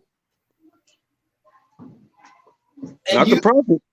Not the prophet, but he sent Yeshua. Hey, and he reigns in the hereafter too. Come on, man. You don't get. You just don't get any more clear proof from the Quran outside of that. Your Quran is talking about Jesus, Rabbi. Do you hear that? In several places in the Quran. Do you also want to convert to atheism now, I wonder? I mean, you left GMS, you went to Islam, and now you're saying Islam is also a fraud. Are you willing to stand behind that statement? Allah forbid. May Allah. Allah forbid. Oh, okay. Alhamdulillah. So, all right, I'll let you finish and I'll respond. You got the floor, bro. Okay, so that's how ignorant this is. Like, it says Messiah. It says Messiah. Okay, that's ignorant. Because if you go to the book of Obadiah, It tells you in Obadiah. It's only one chapter. Only one chapter to it. Hold on. Obadiah what? Let's hurry. Look, I got my hands ready. Obadiah what? Obadiah chapter 1. Let me get the verse. The verse 18. I believe it is. There's only one book in the Obadiah. One chapter. Verse 18? I believe it's verse 18, where it says saviors in plural will come. It says saviors in plural. We look at that. At verse. Oh, it says savior, Lewis. It says savior, so that's got to be Jesus, right? Because Jesus is the savior, right? He's in our savior. Does it have to be? Let's look at it. Retarded. It's on the screen. Also on the screen? I don't see it. It's on the screen. Obadiah. I don't see it. I don't see it. Let me stop share and reshare. I see it, Bob. I see it. Everybody's okay. Let's get back to it then. Let's get back to work, folks. Right. Shout out to the audience back there who are they're thrilled. They're having a ball right now. I want to thank you. Yeah, Obadiah chapter 1, 19 through 20. The point's in 21, but start at verse 19. Let's just get right to the point. How about that? Okay, go ahead. And saviors shall come up from Zion to judge the mount of Esau, and the kingdom shall be the Lord's. Okay, so if you're a New Testament junkie, every time you see the word savior, you think Jesus. Okay, it says savior, God, Jesus, my Lord and Savior. So no, this is talking about the Maccabees, because if you look at the history of the Apocrypha, once you took out the Bible, there was a group of zealot Jews called the Maccabees who subdued the Edomites and forced them to convert, which is in verse Josephus as well. So Obadiah verse 121, it says, and saviors in plural shall come upon Mount Zion to judge the mount of Esau. When it says saviors in plural, it's talking about the Maccabees. So the Maccabees were considered saviors. So every time you see the word savior or Messiah, it's not always talking about Jesus or it's one singular man God. This savior. So is the Maccabees a group of people, or is it one person? The Maccabees were the Hasmonean dynasty under Judas Maccabeus and John Icranus. So it was just one person. Jesus was the Messiah, man. Wow. So my point is, for those who maybe New Testament junkies don't understand the Old Testament, it says saviors here in plural. So people say, well, that has to be Jesus because Jesus is my Lord and Savior. No, this is talking about the Maccabees who fulfilled this prophecy in the Apocrypha. So every time we see saviors and Messiah, the word thrown around doesn't always mean Jesus or just Jesus. So, but it did in the Quran though. Let me respond to that. So you're looking at English and it says saviors, all right? So automatically you instinctively say, well, if it's saviors and it ain't Jesus, it must be the Maccabees, right? But anybody who have read the Maccabees know the account. They weren't saviors. It's not what they were. In the Hebrew, the word is Yasha. Yasha. Yasha. Yasha. Some say Yeshua. It is a verb. It is not a noun. Yasha denotes action. Action. That is not a noun. Maccabees would be noun. This would be noun, but the Hebrew word Yasha, it translates to our word savior, or one who saves, not plural. It's not plural. The word is a verb. So in the Hebrew text, you can see, and I'll play it. Psalms 8:34-67. Yashah. Yashah. The word literally translates not to savior, but saved. And that right there, folks, is how you kill that argument. Okay, let me respond to that. That's nonsense. Let's go to Acts chapter 7 real quick. Let me checkmate that. Let's go to Acts 7 chapter. Let me get the verse. Hold on. Let's checkmate that. Okay, Acts chapter 7 now. We'll go there. We'll Acts chapter 7, I think it's verse 45. Hold on, let me get it real quick. Verse 45. We'll go there. Yeah, 44 to 45. Let's checkmate that. All right. Headshot. Go to Acts 7, 44 through 45. All right. Our fathers had the tabernacle of witness in the wilderness, as he had appointed, speaking unto Moses that he should make it according to the fashion that he had seen. Which also point, verse 45. Okay. Which also our fathers that came after brought in with Jesus into the possession of the Gentiles. God. So it says Jesus, but this is not talking about Jesus of Nazareth. This is talking about Joshua, the son of Nun, the successor of Moses. It calls him Jesus in the New Testament. But if you look up that word there in the context of this Acts 7, this is talking about Joshua, the son of Nun, who is also in Greek, his name is translated as Jesus. So what I'm saying is every time you see Jesus in the Old New Testament, it's not even talking about Jesus of Nazareth, the Messiah. This is talking about Joshua, the son of Nun, but in Greek, the word Joshua is translated as Jesus. So Jesus was a common name in the first place, and Joshua was also named Jesus. Check me. The context of this is what? What is the backdrop of this? Okay, so Acts 7 is about, if you go down, it's about Stephen. He had a vision seeing how Isa. This is when you go later, he's talking about the actual Jesus. But if you go up, this is talking about events that were happening during the time of Moses in the wilderness. So when it calls in Acts 45, when it says, which also our fathers that came after brought in with Jesus, if you look at this up, this is not talking about Jesus of Nazareth. It's talking about Joshua, the son of Nun. So that's checking. Joshua or Jesus was a common name. Sirach had a son named Jesus. Joshua ben Nun is known as Jesus. There was multiple Jesus in the first century. This was a common name. This is not a unique name. This is not a special ordained God-given name. There was multiple Yeshuas in the first century, probably over 1,000. Check. So you saying that Joshua brought the tabernacle of witness to the Gentiles? Yes, in verse 45, when it says Jesus. In fact, let's prove that. Let's go to, because we're in the KJV, so let's look this up to prove that this is Joshua son of Nun. Let's prove that. Let's prove Joshua son of Nun. The Gentiles. Huh? Yeah, show us that. Yeah, let's prove that this is Joshua son of Nun, not JC. And here's another question. I would like for you to also show us how Joshua is going to bring something to the Gentiles, and then God is going to turn around and drive these same Gentiles out before the face of our fathers. Today, go to pull it up in the NLT.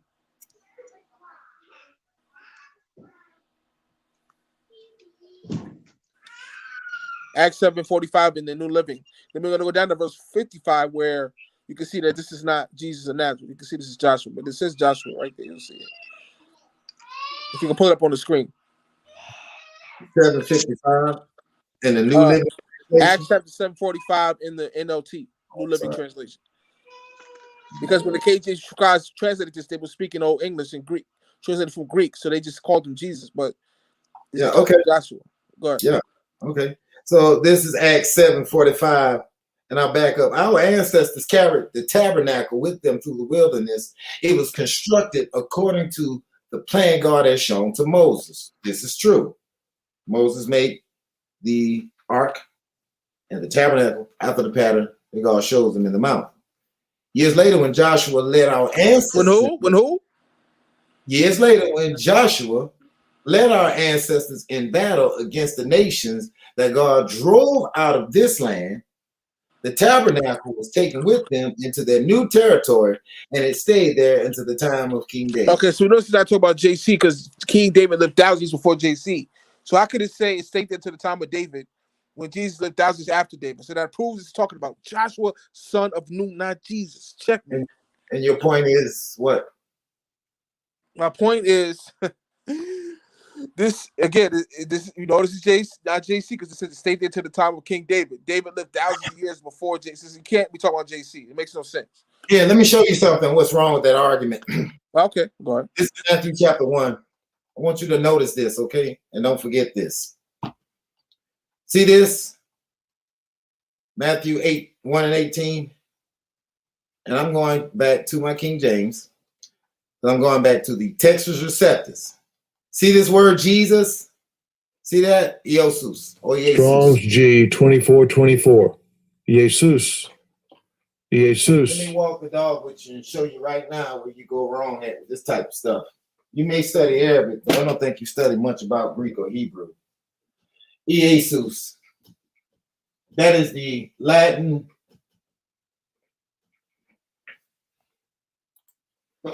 of Jesus. Proper masculine noun. Where does it come from? Jesus, where does it come from? Watch. Yeshua. Strong's H 3091. Yehoshua. Yehoshua. Yehoshua. And second entry. Yehoshua. Now, this is a construct. Yehoshua. Yehoshua. This is a construct of the, here it is, the Yud, the Hey, and the, I almost forgot how to spell it. The Yud Hey Vav Hey. YHVH. Yud Hey Vav Hey. So that's Yud Hey Vav Hey. That's the Tetragrammaton. And what is this word right here? This word is Yashai. You see it? You see it? Come on, Rabbi. Yes, Lewis. yes.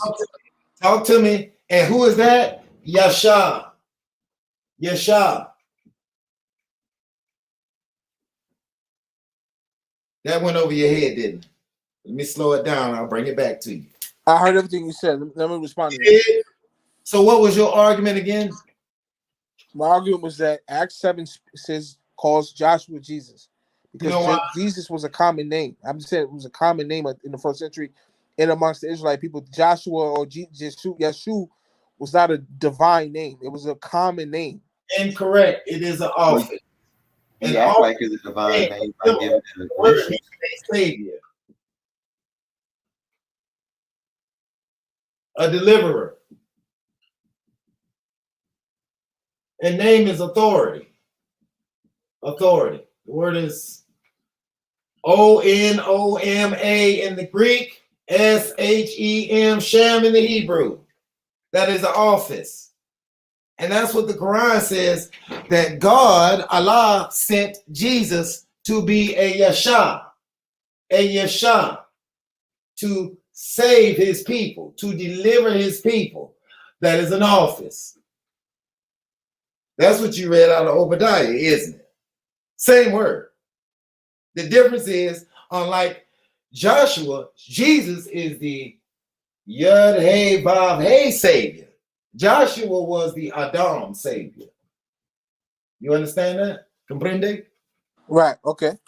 Yeah, okay. So when you say there was no Jesus, I want you to understand you're saying the very thing we started with, blasphemy.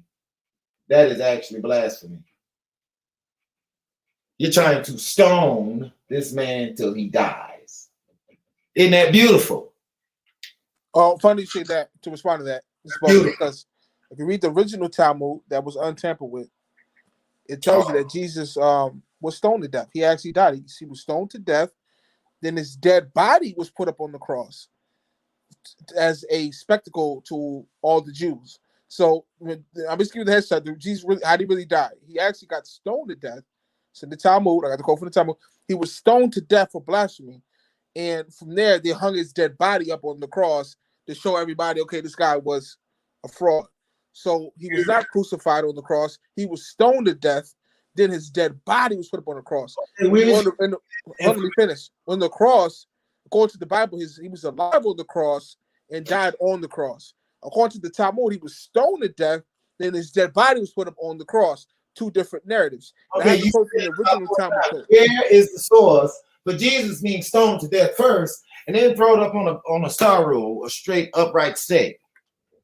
Where's that in the Talmud? The mission. Pull it up. Let's get it. Hold on. It's my book. This ought to be good. Let me see. Let me find my book. Which one is it? Okay, yeah, I know which one it is. Okay. Mishnah. So he did. Yeah, I see my book. One of my books got called stoned. Hold on. Put up on a stake after he got stoned. So the he didn't exist is out the window now, folks. Did you have it post, James? Did I have what? Oh, I'm sorry. I thought you said you had it pulled up. Oh no, I was just saying that it seems to be out the window. His whole okay, guys, you guys hear me? Jesus not existed. Right. Okay. Yeah, we can hear you. I'm quoting my book, Crucifix, Crucifixion, Fabrication. So it's $10 finally on Amazon. The saints of the synagogue succeeded in capturing Yeshua, who was then led before the great and little Sanhedrin, by whom he was condemned to be stoned to death, and his dead body was hung on a tree. Talmud. What possibilities could they have for making this mistake? Okay, this goes to, I don't want to go into the whole book, but give us the quote from the Talmud. Okay, hold on. I think you mean Mishnah, don't you? No, I've been to Talmud. I've been in the Mishnah. Now the Mishnah has interesting things in it as well, but so the point, the fact of the matter is, the way Jesus actually died historically, he was stoned to death for blasphemy, and because he claimed, he was making certain claims, he was stoned to death, and then his dead body was hung up on a tree. But he was already dead when he was hung on the tree. They already stoned him to death. But the Bible says he died on the cross and then resurrected. But the Talmud says he actually was stoned to death. Then his dead body was put on display on the tree, or the tree actually was, as a spectacle to the Jews to say, don't follow this guy. Okay, so that's actually how he actually died in real life. Where's that source, Rabbi? Again, this is found in my book, Crucifixion, the History of Fabrication, and the source again is Julian Dole's work, Crucifixion of Doodle, which actually he inspired the book. So, okay, is he a historian of Jewish antiquities? He is. I'll pull up his credentials right now. I don't want to give the whole book away. If you want to read it, you can read it. But like I said, he never read the whole book, family. I have the whole book. I read the whole book. I didn't say what you have. I said you didn't read the whole book. Listen, that's your problem. You don't listen. You don't comprehend what people say. Okay. All right, I don't listen now. Okay. Right. All right. The source. Where is the source? This is in the Babylonian Sanhedrin Talmud. You keep saying that. Give us the citation. Yeah, it's actually in Julian Dole's work, Crucifixion to the actual. So I can't screen share. So, but if I could, I would. But anyway, so I want to address some other things too. Dude, you don't. Oh my God! Oh my God! Yeah. So to address something he said earlier, quoting Matthew, and I yield my floor. I yield the floor. If I could say this, if that's okay, if I could say this. Go ahead, bro. You got the floor. Yeah, sure. Okay, great. Thank you. I'm flattered. I'm honored to be on the panel again. So, Saint Jerome, you know who Saint Jerome was, right? Yeah. He wrote the Latin Vulgate, right? You agree? The Latin Fathers. What about him? Yeah. So he actually said that the Matthew's lineage is fictitious, but that's Saint Jerome told us that. Really? Yeah, he said that the Matthew's lineage was fictitious. Where? That's a lie. Where? He don't have it. He just talking. No, I got the quote from Jerome. Saint Jerome said that you don't have it. You don't have it. Lineages of Matthew. I had to pull it up. Let me get it. Lineage of Matthew. Matter of fact, when you pull it up, send the page number and the paragraph where it's at. Good idea, Yeshua. Yeah, that's what you do. So I can prove to the family that you don't have shit. You ain't got nothing. You just talking. That's what you do. You're rhetoric master. Yeah, Mr. Preacher Rabbi. It ought to be interesting. He gonna give us a quote from Saint Jerome, folks, saying, yes, Matthew's genealogy is just flubber. You can buy that at any local Walmart or Dollar Tree store.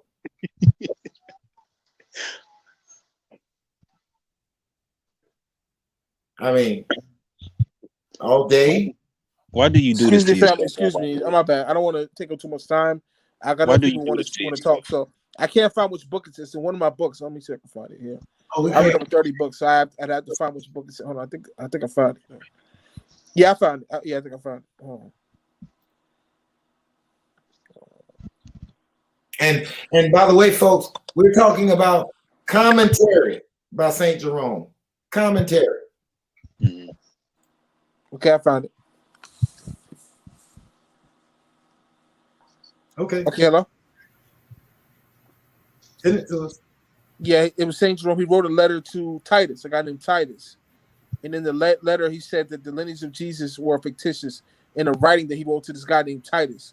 And this is recorded by Professor Thompson, a scholar named Professor Thompson, who shows in his work that Jerome had sent letters to Titus saying that Jesus' lineage was fictitious. So, but let's prove that.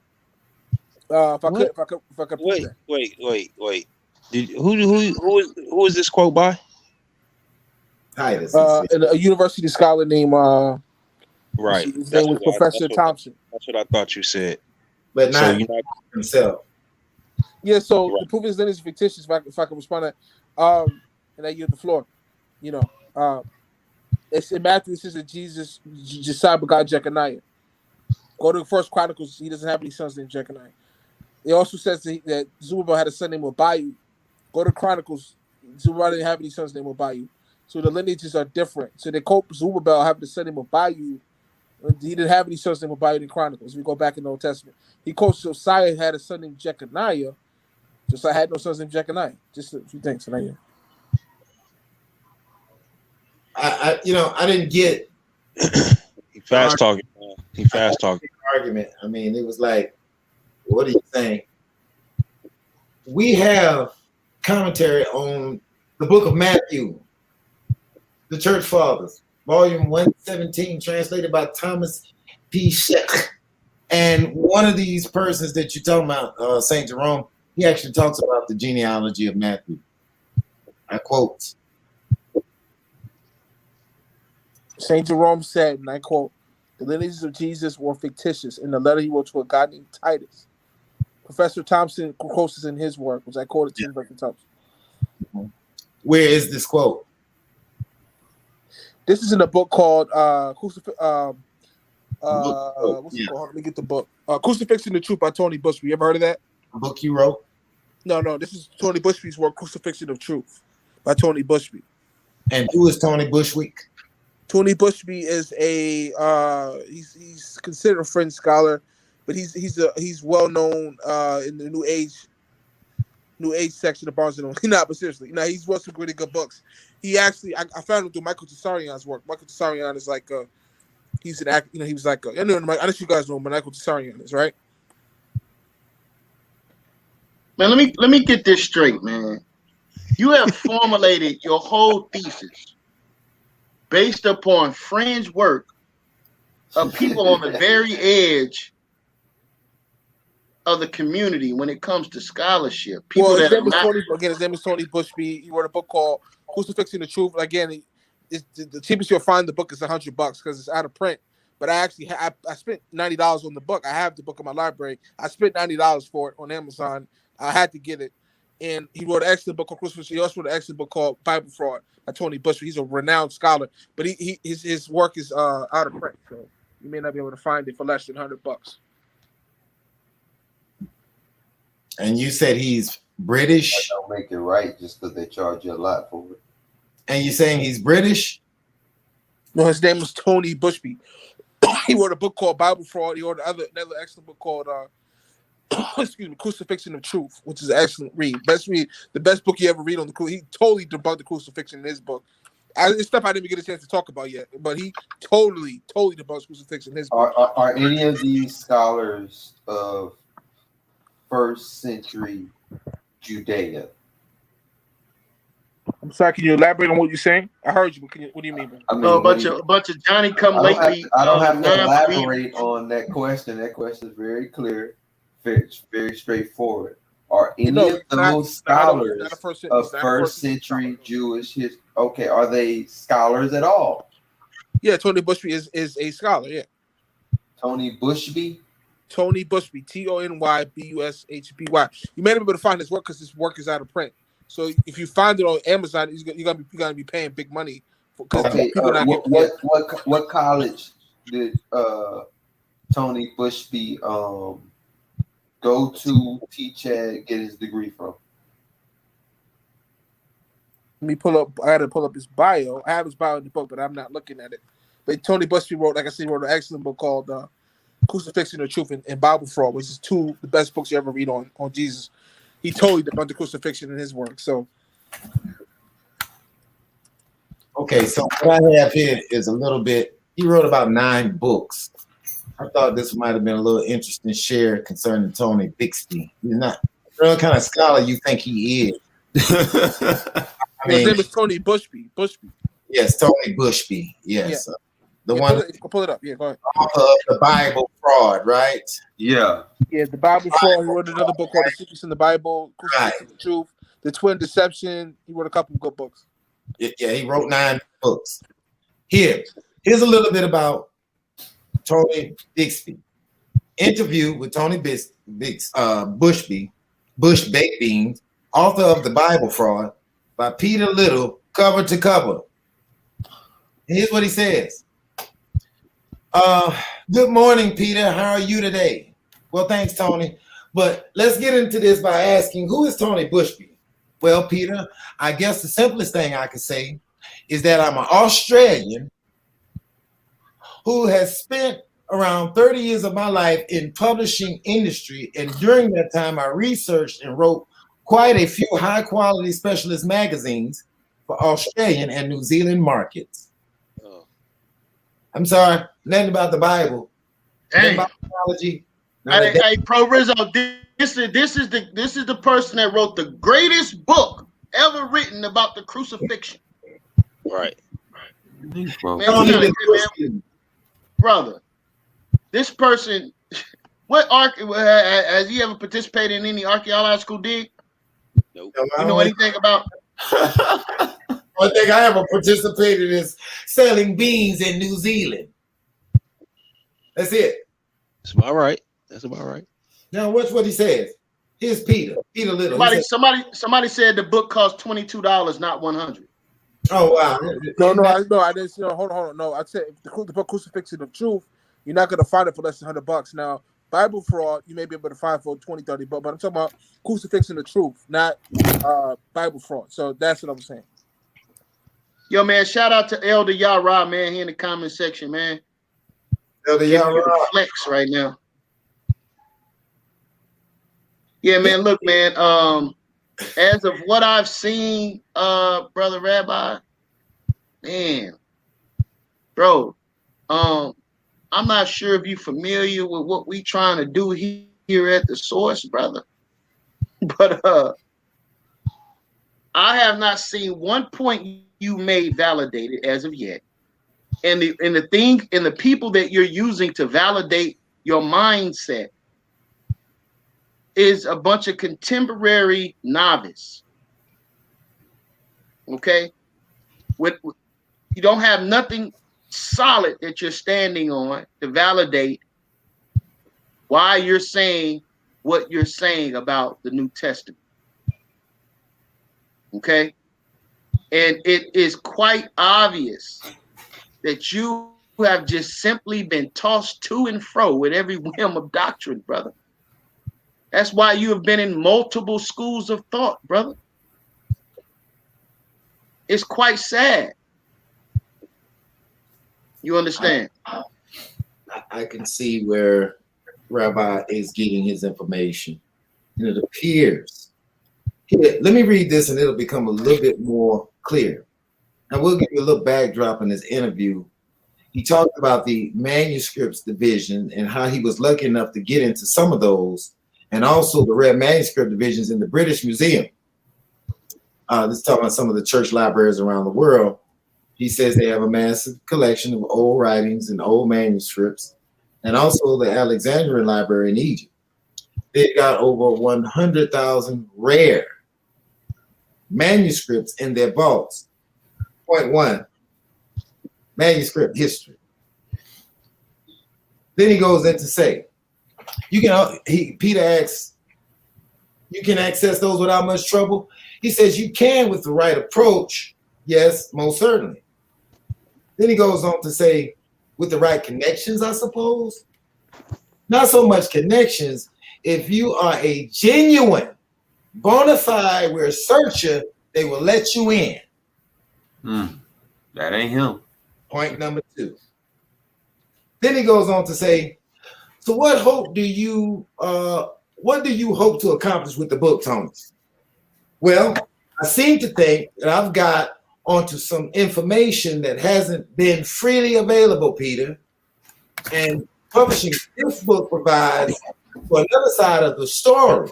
Another point, the origins of Christianity. And the story is a different story to that presented by the churches. So we have got out here a public record with this information available for people to add to or to do their own research Take it or leave it, whatever they like. Peter Little asks another important question. He says, having read the book, it would appear that the New Testament story of Jesus is, in your interpretation, a fabrication? Well, I have to say straight up, Peter, it's a forgery. After saying there's over 100,000 rare manuscripts in the vault. Another point. You don't mistake manuscript history. You don't mistake this, MSS, and translation. You don't mistake these two. Once you do that, you're in bizarro world with your own opinion. He just qualified that the New Testament, as well as the Old, there's over 100,000. I don't know where he get that word. I don't know where he gets that number from, but he's saying 100,000 rare manuscripts. Over 100 rare handwritten scripts. Then you turn around and say, well, the New Testament is a forgery. Of what? Of what? Yeah, that's my question. Where is this story coming from? From the really? Stupid stuff. Yo, hey man, look. You know what's troubling, man, is that we gave the brother a grandiose opportunity to straighten us out, Pro Rizzo. He had a chance to really, show us the way, and prove that what we're following is a forgery, right? What we're following is, according to Brother Rabbi, is trash. And this says here, is the New Testament historical? I think we've proven, you and Brother James Castell have done an excellent job of proving historical validation. But I'm still confused, Jeremiah. I'm trying to figure out, how the hell is a Muslim a rabbi? You know what I'm saying? Ain't supposed to be an imam or something? Right. Yeah, it's quite confusing. And then you turn your back on your identity, which I know it's a multitude of things I disagree with GMS, but I know one thing. They taught you that you was an Israelite. And so you turn your back on your ancestors and your ancestral writings, which is the most beautiful writing in language on planet Earth, which is Hebrew. Okay.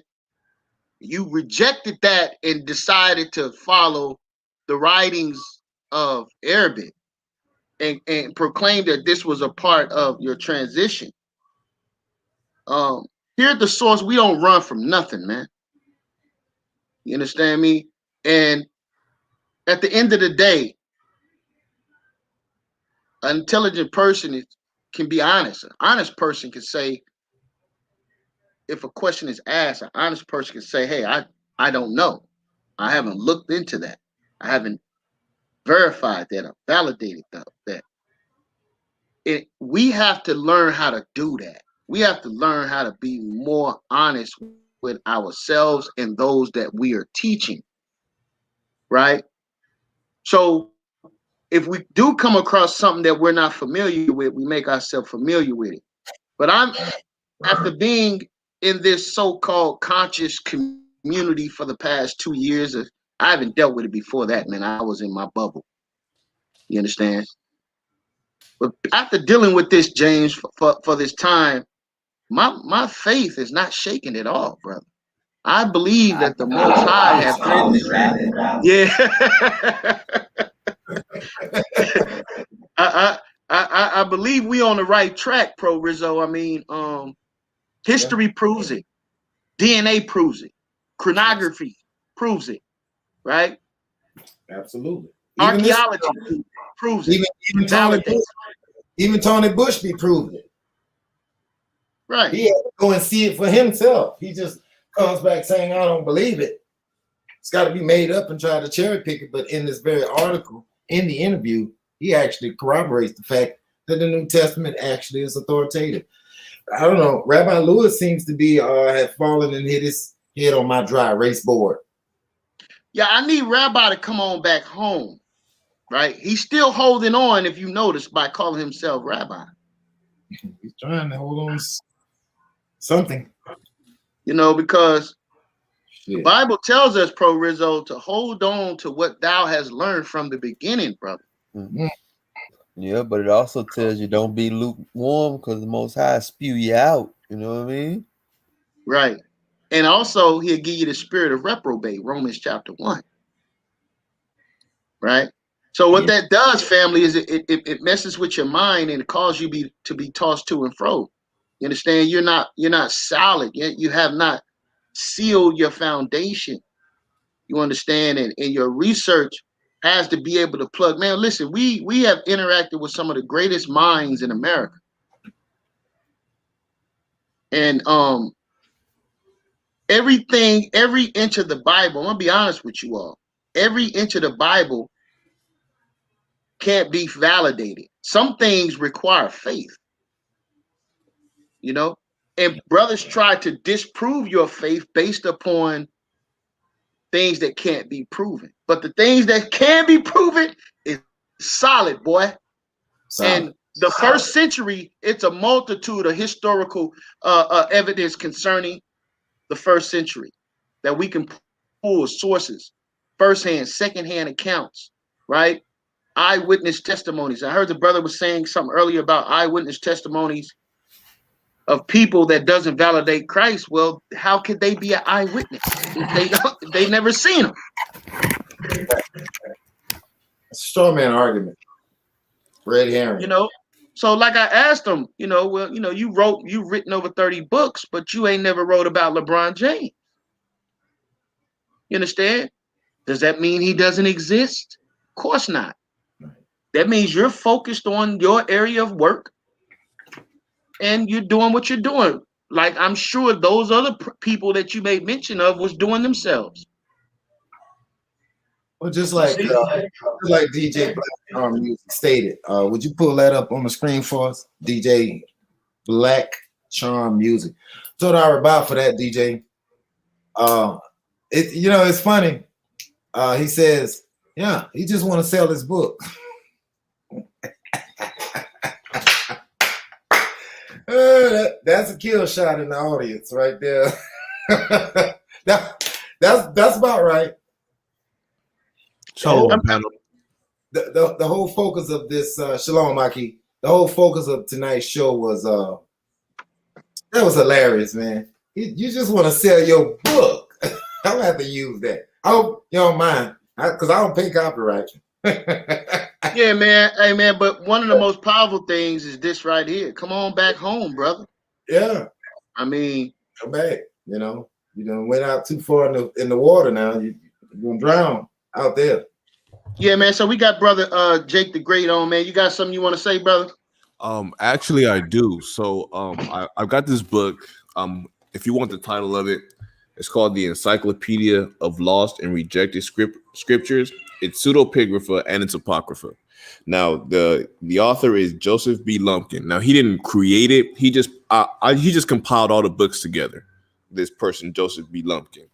Now, in this, it's pretty much, it's an encyclopedia, as it says. And I actually have a part right here in the book where it says, I have letters of Herod and letters of Pontius Pilate talking about Jesus. So if he wants to talk about eyewitness accounts, there's 2 eyewitness accounts right here in this book. I can read. I'm just going to read, I guess, about 6 sentences. And if you guys want to look into it, correct me if this is a correct source. If it's not, then, somebody put it out there. Do you mind if I read? Go ahead. Okay, so this isn't the beginning. This is kind of like the introduction, background information. So it says, these letters connect Roman history with the death of Jesus at Jerusalem. 2 copies were found. The letters located in British Museum were written in Syriac and dated to the 6th or 7th century AD. Those located in Paris Museum are written in Greek. The letter of Herod to Pilate the governor gives us detailed overview of what befell Herod after the crucifixion of Christ. The letter written by Pilate, the governor of Judea, is in response to the letter written by to the letter written by Herod, in which Herod describes all the ills that have befallen him and his household since the crucifixion of Christ.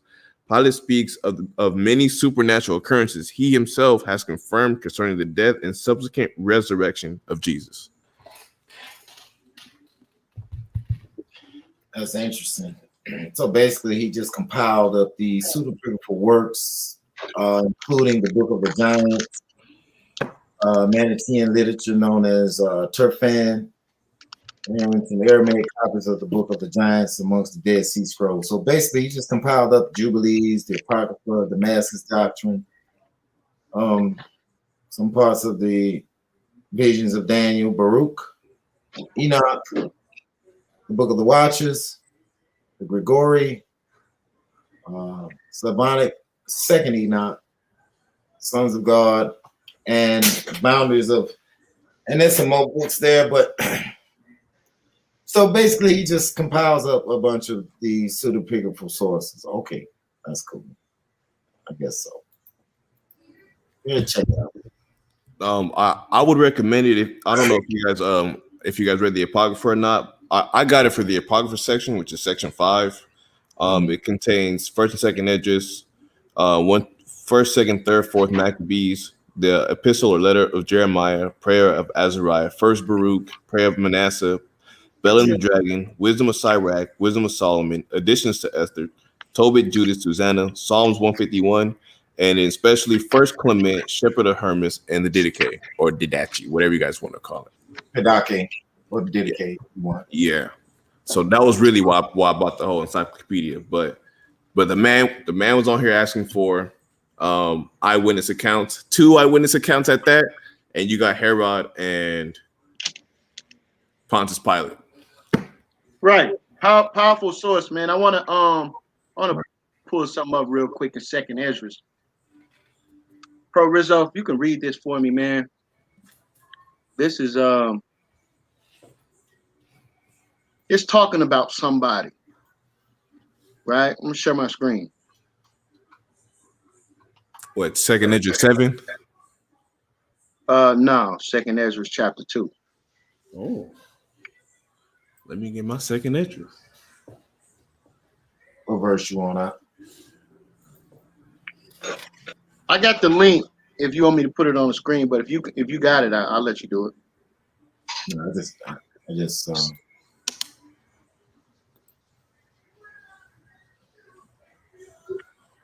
I'm having an ad blocker, so I have to take that off.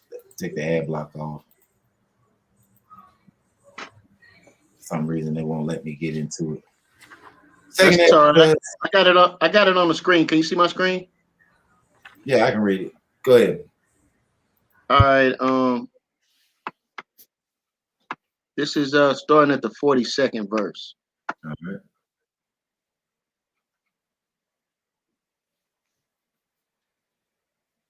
Yeah, Prince, if you're out of the audience, we're still here, bro. You can still come back on.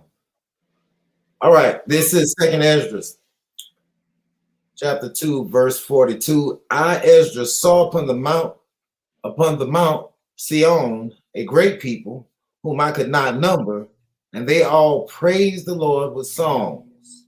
And in the midst of them, there was a young man of high stature, taller than all the rest, and upon every one of their heads he set crowns, and was more exalted, which I marveled at greatly.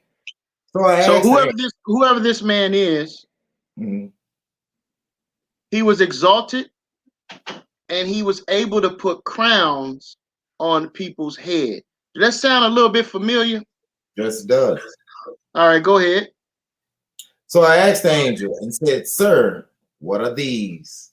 And he said unto me, These be they which have put off the mortal clothing and put on the immortal. That sounds like Corinthians. Right. And have confessed the name of God. Now are they crowned and receive songs. Then said I unto the angel, What young person is it that crowneth them, and give them their palms in their hands? And so he answered and said unto me, It is the Son of God. Woo! Hold up, Proverbs. You're going too fast. You said it was a who? It was the Son of God. So this is clearly prior to the existence of the birth of Christ, prior to the birth of Christ, and they were waiting on the Son of God before Christ was born. You see that? That's right. Hold up, but I thought according to the Old Testament, no Old Testament believes that man could be the Son of God. Isn't that interesting? Right? Read on. It is the Son of God whom they confessed in the world. Right. So in our lives, we made a confession, Pro Rizzo. Confessed. Let me talk we about confessed that Jesus is the Christ, brother. Jesus is the Son of God. Mashiach Yahushua, Ba Shema Mashiach Yahushua, man. Okay. Confess. Homo, meaning same. And this word, fess, logos. Logos. Homo and logos. It's actually homologeo. Homologeo. In the Greek text. So the prophet Ezra, notice, the brother quoted from the Apocrypha earlier. That's why I pulled this script. He quoted from the Apocrypha, so that means he accepted the Apocrypha. So Ezra, the great prophet Ezra, talked about the Son of God. Talked about him. Confessed him. That's what he did. Right. He confessed. And you know, that's funny because when we went to the Quran with Rabbi Lewis, he didn't want to confess. Hold up. I just want to get these last two verses. I want to get your commentary. Come on. 47. So he answered and said unto him, it is the Son of God whom they have confessed in the world. Then began I greatly to commend them that stood so stiffly for the name of the Lord. Hold up now. How did they stand, brother? How did they stand, Pro Rizzo? Right. Stiffly. I guess that's like a piece of wood stuck in the ground and can't move with concrete around it. Right. It's like a steel beam. Or maybe it's like a rock, a mountain. It can't be moved. Stiffly. Right. I ain't going nowhere. I'm a doorpost. I'm a fence post. Stiffly. I'm a pillar. That's what Revelation said. I'm a pillar supporting the house of God. Right. For the name of the Lord. For the then the angel said unto me, what did he tell you, Ezra? What did the angel tell you, Ezra? Go thy way and tell my people. That's why we standing strong and bold in these last days, man. We're going to tell the people. And we have to become more efficient and skilled at dealing with brothers who are so educated like our brother, Rabbi Lewis. Very intelligent brother, very educated brother. That's right. But we're going to stand bold, you understand me? And we're going to go and tell our people what manner of things and how great and wondrous of the Lord thy God thou hast seen. So I wanted to rebut that idea that there's no talking about the Son of God. Hold up, I got one more, if you don't mind. This is in Proverbs 30. Okay. What does it say here, brother Pro Rizzo? That's a good one. That's a good one. Right there. Proverbs 30. Yeah. I'm gonna wait for you to load it up. Yeah, so it says here, it seems like who was ever responsible for writing Proverbs, which I know was Solomon, okay? Right. He said something about the Son of God. Now, this is very strange to me, like as if this concept did not exist in the Old Testament. But I'm here to tell you, family, it definitely did. One of my favorites. I'm starting at the 4th verse. All right, this is Proverbs 30 and verse 4. Listen. Who hath ascended up into heaven? Or descended? Who hath gathered the wind in his fists?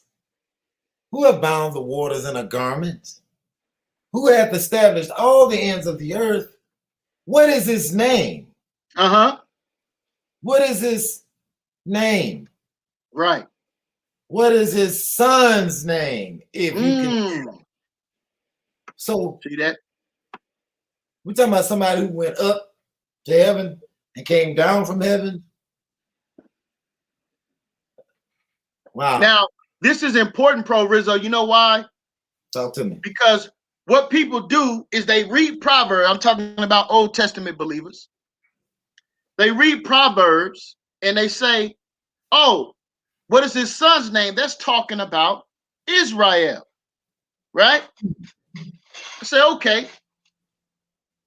Who is this being talked about giving crowns out to the people in Ezra, though? Who's this guy? Okay, can I respond to that? My phone's dying, so I want to make sure I respond to that. You want to respond to what, brother? We've said a lot. Bro, Ezra's, and when was it written? Pull it up. That was in the second Esdras. Who wrote that? Prove Ezra's wrote it and give me a source. Second thing, how could this be Jesus? Oh, he's telling everybody, he's giving out crowns.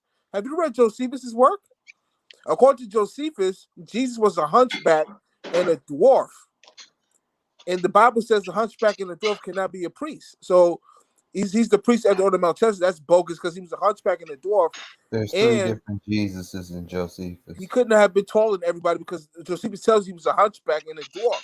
So how is he taller than everybody, handing out crowns when he was a hunchback and a dwarf himself?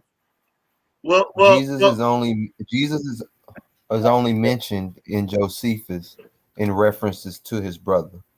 There's no other credible mention to Jesus of Nazareth in anywhere in Josephus. He tells you that Josephus says there was a priest named Jesus. Hold up, brother. I'm not done yet. Go ahead. There is at least 3 people, different people lived at different time periods, named Jesus, written in Josephus. So you must be mentioning a different one because only one has been validated to be Christian, and that's the mention of James, the brother of Jesus, who was called Christ. Which doesn't help your case, but the fact of the matter is Jesus himself was a hunchback and a dwarf.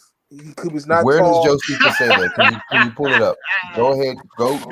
You pull up Josephus where he says that Jesus of Nazareth was a hunchback and a dwarf. The hunchback, I know the name. Stop reading these pseudo scholars and their work and actually go and read what they claim to be quoting. Right. So the Most High sent his son, and he couldn't even enter his own temple. Right.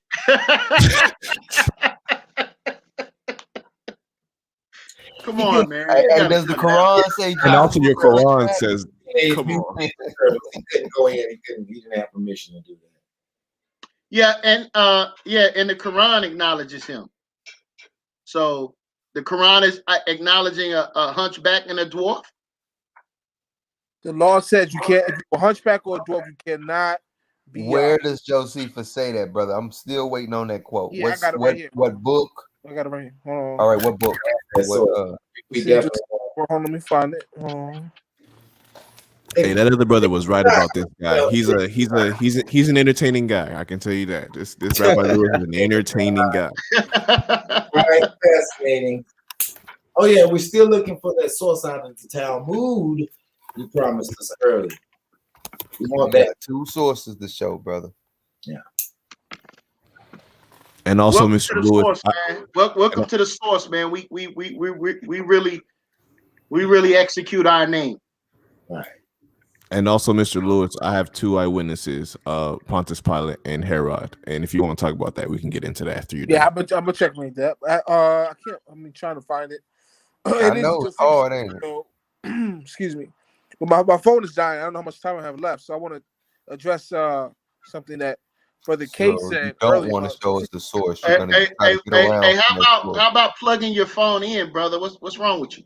Yeah, it is plugged in, but I'm not sure if it's actually charging or not. So Okay, well Okay, take so some you got a time, broken phone. get it nice and charged up, and come back with them sources because we don't want yeah, you I to got try to time. divert. I don't know if it's charging or not. I'm guessing it's Okay, charging. get them But sources then, brother. okay, I think I found it. Okay, 1 second.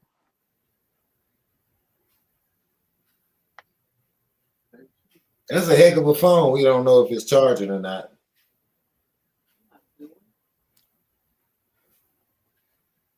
I think the screen busts when it's like that.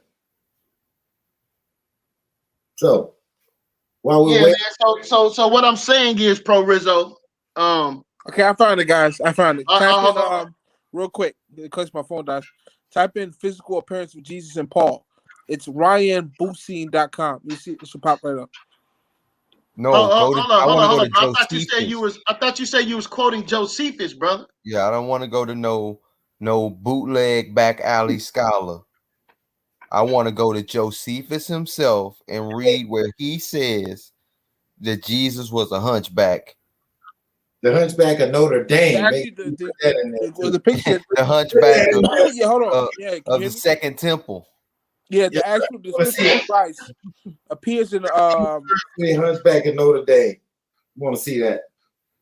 Give us the source. It's found in the apocryphal writings of the Acts of Paul and Thelka, where it says he was a smaller stature with a bald head, crooked legs, and a good state of body with eyebrows, meaning and nose somewhat hooked. Hold on, what else to say? Hold up, brother. You said that Josephus said that. Can we get the Josephus? Not Yeah, this I got it. apocryphal It's writing the that you I want got to it. bring I got it up. right here. I got it right here.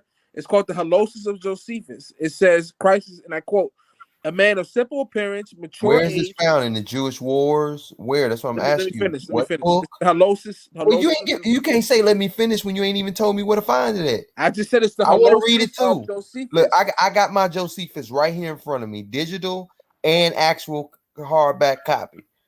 I want to read along with you, brother. So tell me, where do I find this at in Josephus? Or bring it up. Yes, again, please don't cut me off. It's in the Halosis. It says a man of simple appearance, mature age, dark skin. Hold up, brother. That ain't a location. Can we read along with you, brother? We asking you for the source. We don't care about what you reading, brother. We want the source so we can read with you. Yeah, just type in Halosis of Josephus. I'll pull it up. What is Halosis of Joseph? What is that? Like, where is that at in his writings? I got it. Let me pull it up. I got it. Yeah.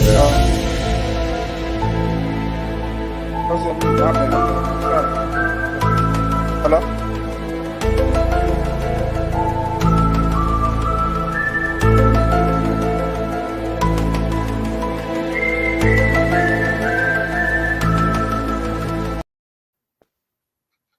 Play it again. Play it one more time so we can get. That's hilarious. I'm gonna share my screen. I just love that music. It's so whimsical. It just makes you want to drink some coffee afterwards, so you can wake up. Good night. Jeez. All right. So here's where we're getting this halosis from. So the siege of Jerusalem. Hey, Pro Rizzo, man, you gotta stop. You gotta stop saving this guy, man. No, this is gonna save him right here. Right here. This is definitely gonna save him. Many of the images of Jesus we see today is that of Caesar Borgia, 1475 to 1476. He was an Italian pilot. I'm talking about this is in Flavius Josephus' works, talking about Caesar Borgia.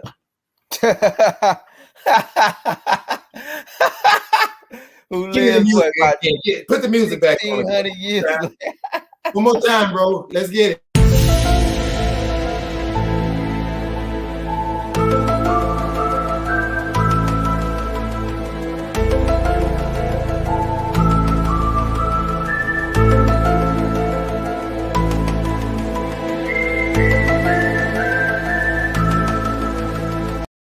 Weird. It's getting weird. It's getting weird, folks. Josephus is going to tell us about Caesar Borgia. Really? Wow. About 1,500 years after his death. After the That's fact. amazing. A hell of a prophet. Josephus is a hell of a prophet. Yo, man. He got the name right. You know what I'm saying? Oh my God. 1,500 plus years later, bro. Hey, Pro Rizzo, back to my point I was trying to make, right? Yes. So they go to Proverbs, read Proverbs, they say, oh, well, that's talking about Israel, but in the second Esdras, it's talking about somebody who's handing out crowns, and we can find that being validated in the book of Revelations, correct? Absolutely. And the funny thing about it is Jacob he's in Pioneer, and what does he see? He sees not himself going up and down the ladder. He sees angels descending and ascending. He sees something there that isn't human. I'm sorry, but that's a very good point, bro. Rabbi Lewis, you hadn't demonstrated for us tonight that you have an argument. There's nothing serious about any scholarship in history. I mean, to go so far to exaggerate about Josephus in this last point and the holosis, I'm sorry, that's not credible. We don't take that type of information as credible. Because how is Exactly. that's going to write about 1,400 years after he's dead? That's the Slavonic Josephus, brother. That's 11th century AD that was written. All consider that to be they universally reject it and see it as a product of 11th century dealing with the Khazars, nothing to do with the real children of Israel whatsoever. And this is by Afro-eccentric queen. Afro-eccentric queen. Who is that? Who is this Afro-eccentric queen? Rabbi Lewis? Yeah. Okay, so this kid. Okay, go ahead.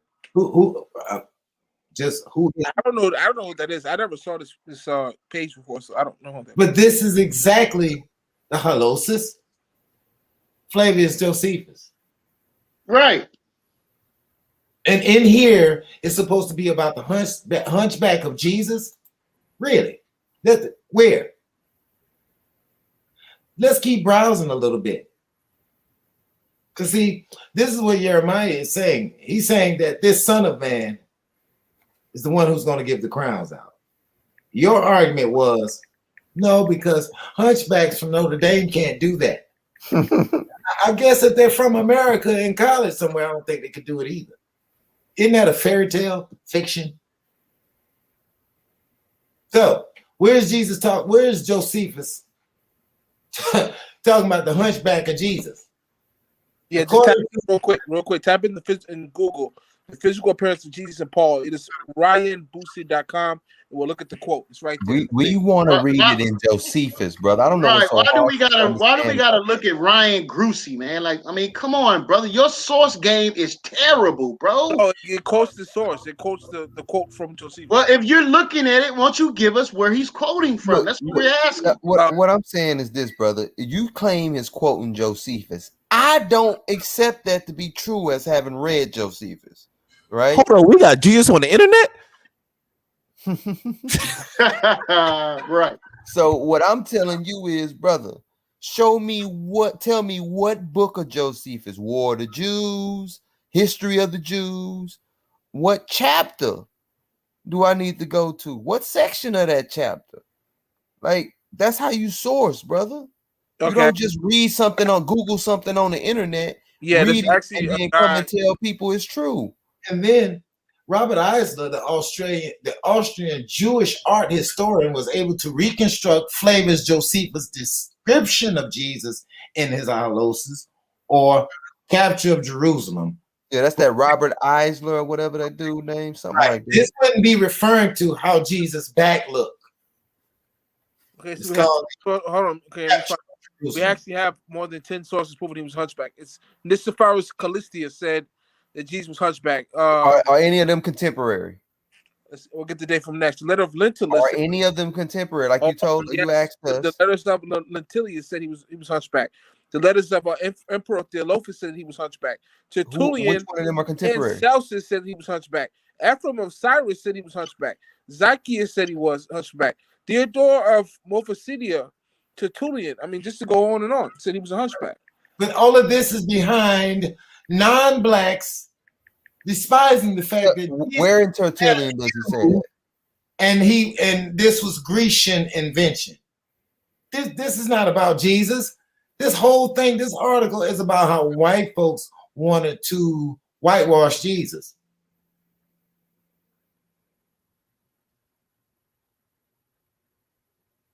What are you even arguing for at this point? We know that there was a basic plan to make Jesus white. I think most of us know that. But you can't say that's what Josephus is saying at all. No, because it says he was black. Two totally unrelated times. About 1,700, 1,400 years later. Josephus wouldn't have anything to do with that argument. And Holosis is about the capture of Jerusalem after Jesus dies. He's not even in it. Josephus isn't depicting Jesus as a hunchback of Notre Dame. And I've got Josephus's work. All right, family, do us a favor, man. We got a lot of people watching, man. Hit the like button, man. Subscribe to the Source Debate League on YouTube. Subscribe to Genesis 49ers and Y'all World 777 on YouTube. And join us on Facebook at the Source Debate League. And show us some love, family. Hit the like button, man. Salakia, Pro Rizzo.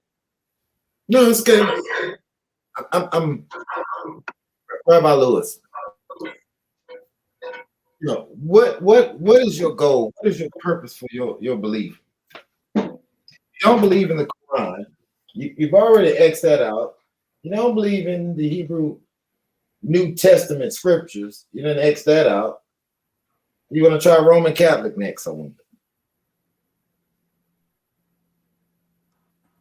Okay. Let's not forget, it tells you in the Quran that you're supposed to be learning from Israelites. Right. I never denounced being an Israelite. I still believe I'm an Israelite. I never said I'm not an Israelite. When I said I'm not a great millstone, I'm talking about the doctrine, not the fact that I'm a bloodline descendant of Israel. Then why would you uphold another language over your own? Why? Because the Bible says he would turn us to a pure language, that our language was tampered with. That's in so you don't think that's Slavonic? Until then, our language is Hebrew, correct? The Hebrew language has been thoroughly tampered with. So, but you accept the old Russian version of Josephus that's been clearly considered tampered with by all scholars, didn't even exist until the 11th century Common Era, where it mentions Jesus as a short hunchback. You accept that? Yeah. Slavonic. Come on, brother. You tripping, man. So you don't accept the Hebrew doctrine, but you want to be Hebrew. You know, we call those people, normally most people call them Edomite. That's a Hebrew that don't believe in the God of Jacob. Yeah, man. I mean, like, what I'm saying to you, Rabbi, and the reason I'm saying this, bro, is if you're professing to be a Hebrew Israelite, you have a wonderful and beautiful language. You have a beautiful and wonderful culture. Why would you drop that and pick up Islam? Don't have nothing to do with our ancestors. And it comes from one of our greatest enemies, the Ishmaelites, who joined in with Esau to destroy our ancestors. That's bogus. Abraham himself, who was Father Abraham, meet your mic. Father Abraham, may Allah be pleased with him, built the cobblestone. So Abraham, who was the progenitor of our progeny, Abraham, who was God's friend, they were his friend, Allah's friend, really, built the cobblestone. So to say this is a religion of another group of people, like who are chief enemies, Ishmael, the cobblestone to be circumambulated around in Hajj was built by Abraham, not an Ishmaelite, but Abraham himself. So Abraham himself was a Muslim. So Abraham was not a Any archaeological evidence that validates that? Yeah, because let me make this clear. The cobblestone was in existence in amongst the 360 gods that the Ishmaelites were worshiping prior to Islam. And you're telling us that Abraham made that. Abraham built the historical fact that Abraham built the cobblestone, not the Ishmaelite. Not. I thought the cobblestone was a rock that fell from heaven. Hold on, brother. Muhammad did not build the cobblestone. It was Abraham. He was not a Jew. I didn't say Muhammad built the cobblestone. I said the cobblestone was in existence prior to Muhammad. It was amongst the many gods, 360 idols that they worship 360 days of the year. Well, they also found pictures and depictions of Abraham inside the cobblestone. You don't know what you're talking about. They found wait. So Abraham made his own religion after the Most High told him to leave his family because they were worshiping idols. So Abraham could turn around and make his own idol and then also follow the Most High at the same time. Which one is it? The cobblestone is not an idol. It's not an idol. So, okay, so they don't run circles and bows with it? Are you serious? What evidence? Are you serious? Go $5 ass down before I make change. We need that evidence. We need archaeological studies that show it dates back to the time period in which Abraham. We need something to show some validity to this because hold on real quick. From my understanding, people been worshiping at that location before Abraham even existed. Right. Of course, that's easy to explain. Adam, Allah was telling him, Adam, the husband of Eve, worship at the cobblestone. They used to worship in Mecca. But you said Abraham built it, brother. How can somebody else worship there? Let me explain. Come on. After Adam died, his temple was destroyed. It was in Mecca where you see the cobblestone today. He used to worship there after creation. And what he built got destroyed. And then Abraham came back and rebuilt what was destroyed after Adam died. So that whole area, I'm not anti-Hebrew Israelite. I'm not. Is that in the Quran? Is that in the Torah? Okay, so again, Adam worshiped at Mecca. He used to worship there amongst the holy angels in Mecca, where the cobblestone is standing to this day. And Abraham rebuilt that. Brother, what's the source? Come on, where are you getting this from? Says who? Hey, Pro Rizzo, can you give me Deuteronomy's 28 and 36, please? Okay. This brother just freestyle like hell. So, this brother here is talking about Abraham worshiping a stone. Then he says that it was even worshipped by Adam. But let's see what the Lord told the children of Israel. Deuteronomy 32 and 6, as would be a curse upon the children of Israel. Matter of fact, you know what? Give me Exodus 20, man, 20 and 4. Exodus 20 and 4. Let's go straight to the commandments, man. 20 at verse 4, thou shalt image, nor the likeness of anything that is in heaven above, or that is in the earth beneath, or that is in the water in the earth. Thou shalt not bow down thyself to them, nor serve them. For I, the Lord your God, is a jealous God, visiting the iniquity of the fathers upon the children unto the third and the fourth generation of them that hate me. Now give me Deuteronomy 28 and 36. 28, 36. Again, the Bible says that thou shalt not make, one of the commandments is thou shalt not make anything, and thou shalt not take the Lord thy God name in vain. How do you do that? By saying this rock, the cobblestone, is God. All right. Deuteronomy 28, 36. The Lord thy God shall bring, the Lord shall bring thee and thy king, and thou shalt set over thee unto a nation which thou art neither not, so like it, unto a nation which neither thou nor thy father have known. And there thou shalt serve other gods, both wood and stone. Cobblestone. Wood and cobblestone. Christmas tree. Right.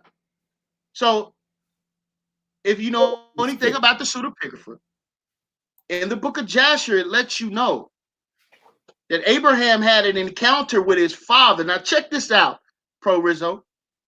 Abraham had an encounter with his father. He confronted his father after being taught 40 years by Shem and Noah about the God of heaven and earth.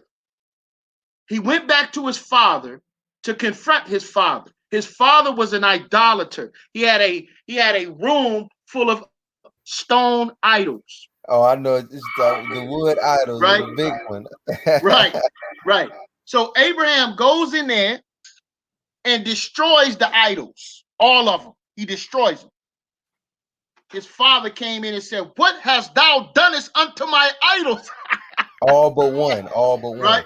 All but one. Right? And the whole point of it is that he was confronting his father about idolatry. He says, well, the big one, I put food in front of the big one, and the other gods tried to get the food, and the big one destroyed the rest of them. Yeah. Right? And you know what his father said? His father said, "You expect me to believe that this stone came alive and destroyed the rest of these people? I know that you did it." He said, "Exactly. So why are you worshiping stone?"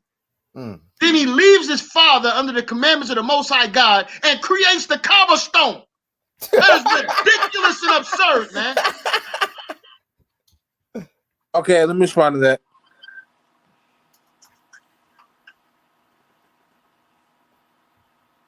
Go ahead, brother. There is no response to that.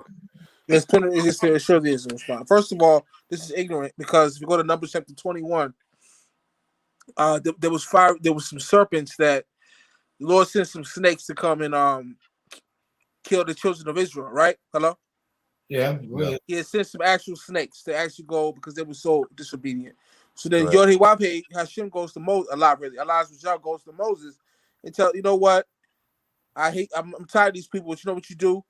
You take some brass is like a metal, and create a serpent out of the brass and put it on top of a pole. And anybody who looks at this serpent, this image, this idol, anybody who looks at this serpent of brass idol that was upon the pole, if you look at it, tell him to look at it, and if he looks at it, he will be revived from his snake bite. So in the Bible, God uses an idol, an image, an idol, a serpent made of brass to heal the children of Israel. He told Moses, take some brass and make a brass serpent and put it on top of a pole, and anybody who gets bit, tell them to look at the serpent of brass, and they will be healed. So even in the Bible, is that brass? Is that brass, wood, or stone?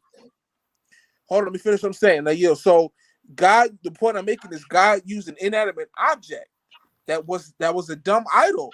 An idol is something that's worshipped. He healed the children of Israel with a idol, with the inanimate object that was not Did they God worship? himself. Did they worship it? Yeah, idol is something that's worshipped, not just any inanimate object, brother. That doesn't become an idol, brother. That sounds ridiculous. That would be like saying a seraphim, like the doll, the life-size doll that David took and put in the bed that looked like him when Saul was trying to kill him. Right. You would be saying that's an idol, but it ain't an idol. Let me give you the headshot. I got one more precept. Go to Psalms 138. Because you brother, guys no. We ain't finna jump around. What I'm pointing out is that any inanimate object doesn't equal idols. Idols are something. Okay, let me respond. I got one more precept. Let me finish. God, you wanna finish when you talking. I wasn't done what I was saying. Go to Psalms. I don't care what you. I'm trying to make my point. Okay, go ahead. I'm trying to make my point. Let me make my point because what happens is we'll make a point, then you just want to run somewhere else. You don't even want to talk about it. And never acknowledge that we just debunked your point. All right. So again, an idol is something that is worshipped as a deity. Was that brass serpent worshipped as a deity, brother? Eventually, yes, they started worshiping it, and God told them to destroy it. You can say eventually. I'm talking about right then when God told them look upon it. Did he say worship it to be healed, or did he say look up on it to be healed? He told them he told there were snakes that were biting people. He told Brother, Moses, did he some say brass, worship it to be healed or look upon it? You only got to answer one or two. Okay, look upon it. All right, thank you. So it ain't an idol. Okay, let's go to Psalms 138, 1 through 2. Give it to me in the NLT. And then furthermore, I'll get that. Psalms 131 through 2. Hold on, brother. Do you acknowledge that separation, though? Go ahead. I'm sorry, go ahead. Do you acknowledge that difference between worshiping something, making it an idol, right, and just looking upon something for healing? Okay, so let's prove the Muslims don't because worship you can look upon the Let's prove- temple hold because on. Let me the respond temple to that, was please. created. Allow me to respond to that, please. Okay, So go ahead. One of the Sahaba, the companions of the Prophet Muhammad sallallahu alaihi wasallam, was named Umar. Umar was one of the Sahabas of the Muhammad don't exist. We don't have any contemporary writings of Muhammad. Okay, so let me finish what I'm saying. Gonna use your He actually methodology. said that the cobblestone can neither harm me nor can it benefit me. So the same Muslim, Umar said the cobblestone can neither harm me nor can it benefit me. And he said, I only kissed the stone because I saw Muhammad sallallahu alaihi wasallam kiss the stone. But I would have never kissed it. And when they used to make the call to Muhammad prayer, is God now. He do it. please Muhammad don't cut me off. Please, I didn't cut you off. So also when they used to make the athan, the call to prayer, when they used to make the call to prayer, they would stand on top of the cobblestone to do it. So if they worship the cobblestone as an idol, why would they stand on top of it? And if why would Umar say that the cobblestone can either help me nor benefit me? So that's nonsense. So they don't worship the cobblestone. So you telling me they're not bowing down before that cobblestone with their hands prostrated and worshiping that cobblestone when they go to Mecca? Brother, you are a liar. I'm not. You Go to are a Psalms liar. 38, 1 through 2 in NLT. I'm gonna show you something. So what is prostrate? What is prostration? Go to Psalms 138, 1 through 2 in NLT. All right, I'm asking you, what is prostration commemorative of? What is the point in prostrating before something? Worship, brother. What's taking you so long, brother? You know that's worship. Exactly. He don't want to say it because he know that. No, I'm about to proof text that. Give me Psalms 138, 1 through 2. We're gonna get that Psalms. We're gonna get that Psalms. But hey, man, didn't I already show you to get away from that NIV, man? What's wrong with you, brother? Take the NIV, bro. This is the NLT. Oh my Psalms 138 and what, brother? 1 through 2 in the NLT. Let's see what the Hebrews did before the temple. Yeah, y'all bow before the Kaaba. Let's see what the Hebrews did. Yeah, but we bow before the power. Psalms 138. Wait a minute. I want to be clear. I want to be clear on something. Hold on for a second, please. Psalms 138. We heard we already heard Psalms 138, 1 and 2. We heard you say that, but you just made another comment that takes it that you ain't even keeping context. There's a holy of holies in that temple where the spirit of the living God lives in that temple. But they are Bible worshiping says that. God is a 12, brother, I'm almost done. Go ahead. They're worshiping that spirit. They're prostrating that spirit that's supposed to be sitting over the mercy seat in the holies of holies. Don't try to make it. Brother, can I finish? You just finished talking about wanting to finish, but you cut me off every time I say a word. Just because you don't like that I'm cutting you to your sinews, man. Sit back and take this whooping, man. All right? There is a spirit within that temple that is being worshipped, brother. Stop trying to misrepresent what the Israelites are doing. And there's a spirit inside the cobblestone that's being worshipped. There's a spirit inside the cobblestone. You just said there ain't nothing in it. You just said they stand on top of the cobblestone. Right. Yeah, of course. No human being except the high priest can even walk in the holies of holies. Right, and I dare him to stand on the mercy seat. I dare him. He'll drop dead on the spot. He stand on the mercy seat. All right, go start at verse 1. Start at verse 1. This dude here. Go ahead, bro. A Psalm of David. I give you thanks, O Lord, with all my heart. I will sing praises to your name before the gods. I bow before your holy cobblestone that Muhammad said. That's what I worship. That's what you want to give us for your proof text. So the Bible says in Psalms 32, it says, I bow before your holy temple That's like worship. The same Yeah, what's in the temple, brother? Hey, What's in the temple? Hey, hold up. Let me say something real quick, family. Let me say something real quick. It's a reason why he didn't want to use the King James Version. That's the reason. We know, but we're gonna play this. We're gonna go down this rabbit hole, Jeremiah. Just hold it. I know Lord, you're a powder keg. I already know. Oh, okay. I know you're a powder keg. Just hold up. Oh, yeah, I was about to cut that up real quick. Go ahead, bro. Go ahead. Now I bow before your holy temple. And holy temple, folks, in the Hebrew is cobblestone. You see it? Cobble. K-A-L. Strong's H, 1964. Heichal. Heichal. Now, does that translate to Kaaba? Temple? No, it doesn't. I call in the Hebrew, not Kaaba. Kaaba, let's see. Let's do a quick search. Kaaba, language, origin. Now, here's where etymology helps, folks. Kaaba is a language. It is a tonal language, isn't it? According to legends, Muhammad set the Kaaba stone. Now, and I'm gonna put this on the screen so y'all can see this.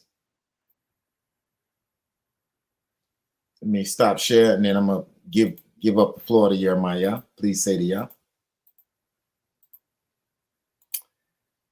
This is interesting. Here's the stone. Now there's a fragment of it. It appears in 1850, and that's the front side of it. That's what they say. Now, when you're doing this, you know, I'm gonna go down here to the history and tradition. That's important. That's important.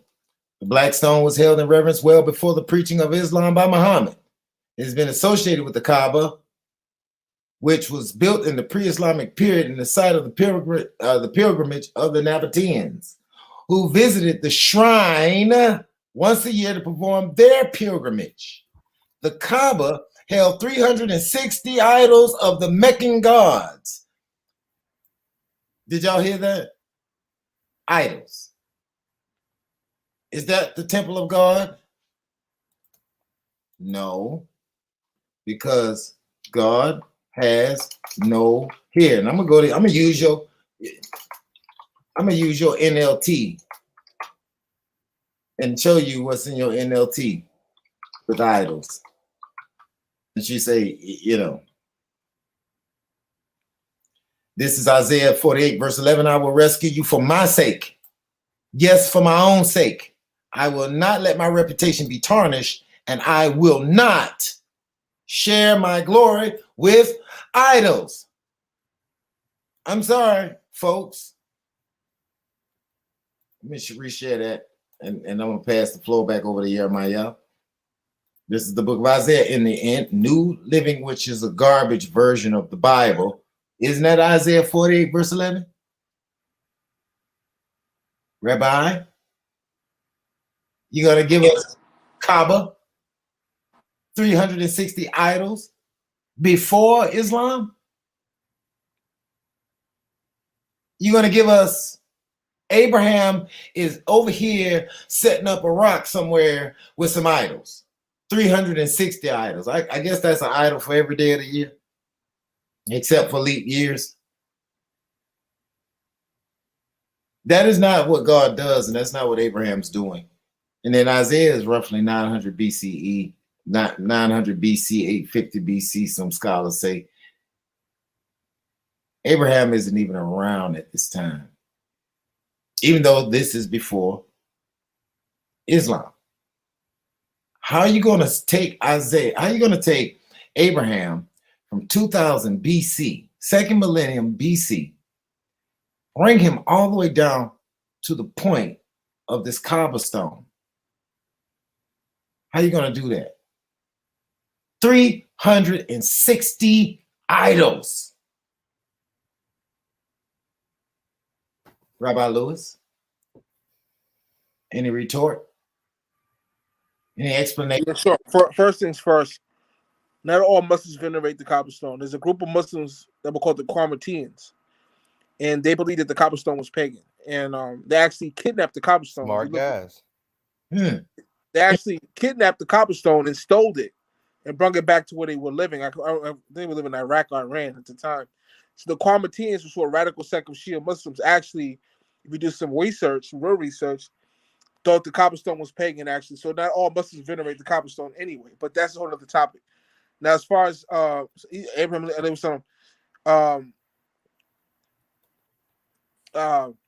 Kaaba is also called Baka, according to the combat kit by. Okay, I'm sorry. You got Hold on. You backtracking. Got a background. You're backpedaling. Why? Why are you backpedaling? Can you repeat what you were saying? We were breaking up. Okay, you're backpedaling. The Kaaba has been associated with the fertility rites of Arabia. Okay, can you guys has something to do with Abraham? Yeah, I'm a Can you hear me? I can hear you. However, I do not hear that these 365 we got a bad.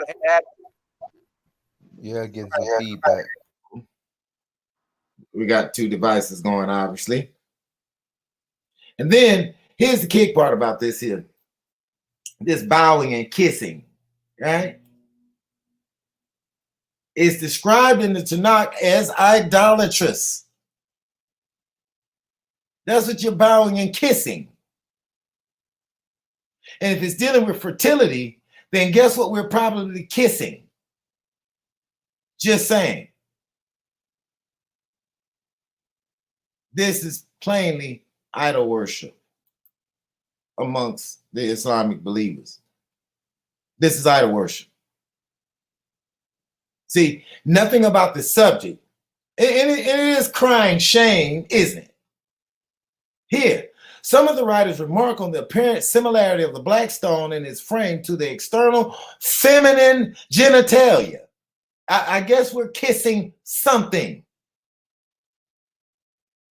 We're kissing something, aren't we? Now, according to the Islamic belief, Muhammad is credited for setting the black stone in the current place in the wall of the Kaaba. Found in Pro Rizzo, after you get done reading that, go ahead and pull up the Kaaba stone so everybody can see what they sticking their head in.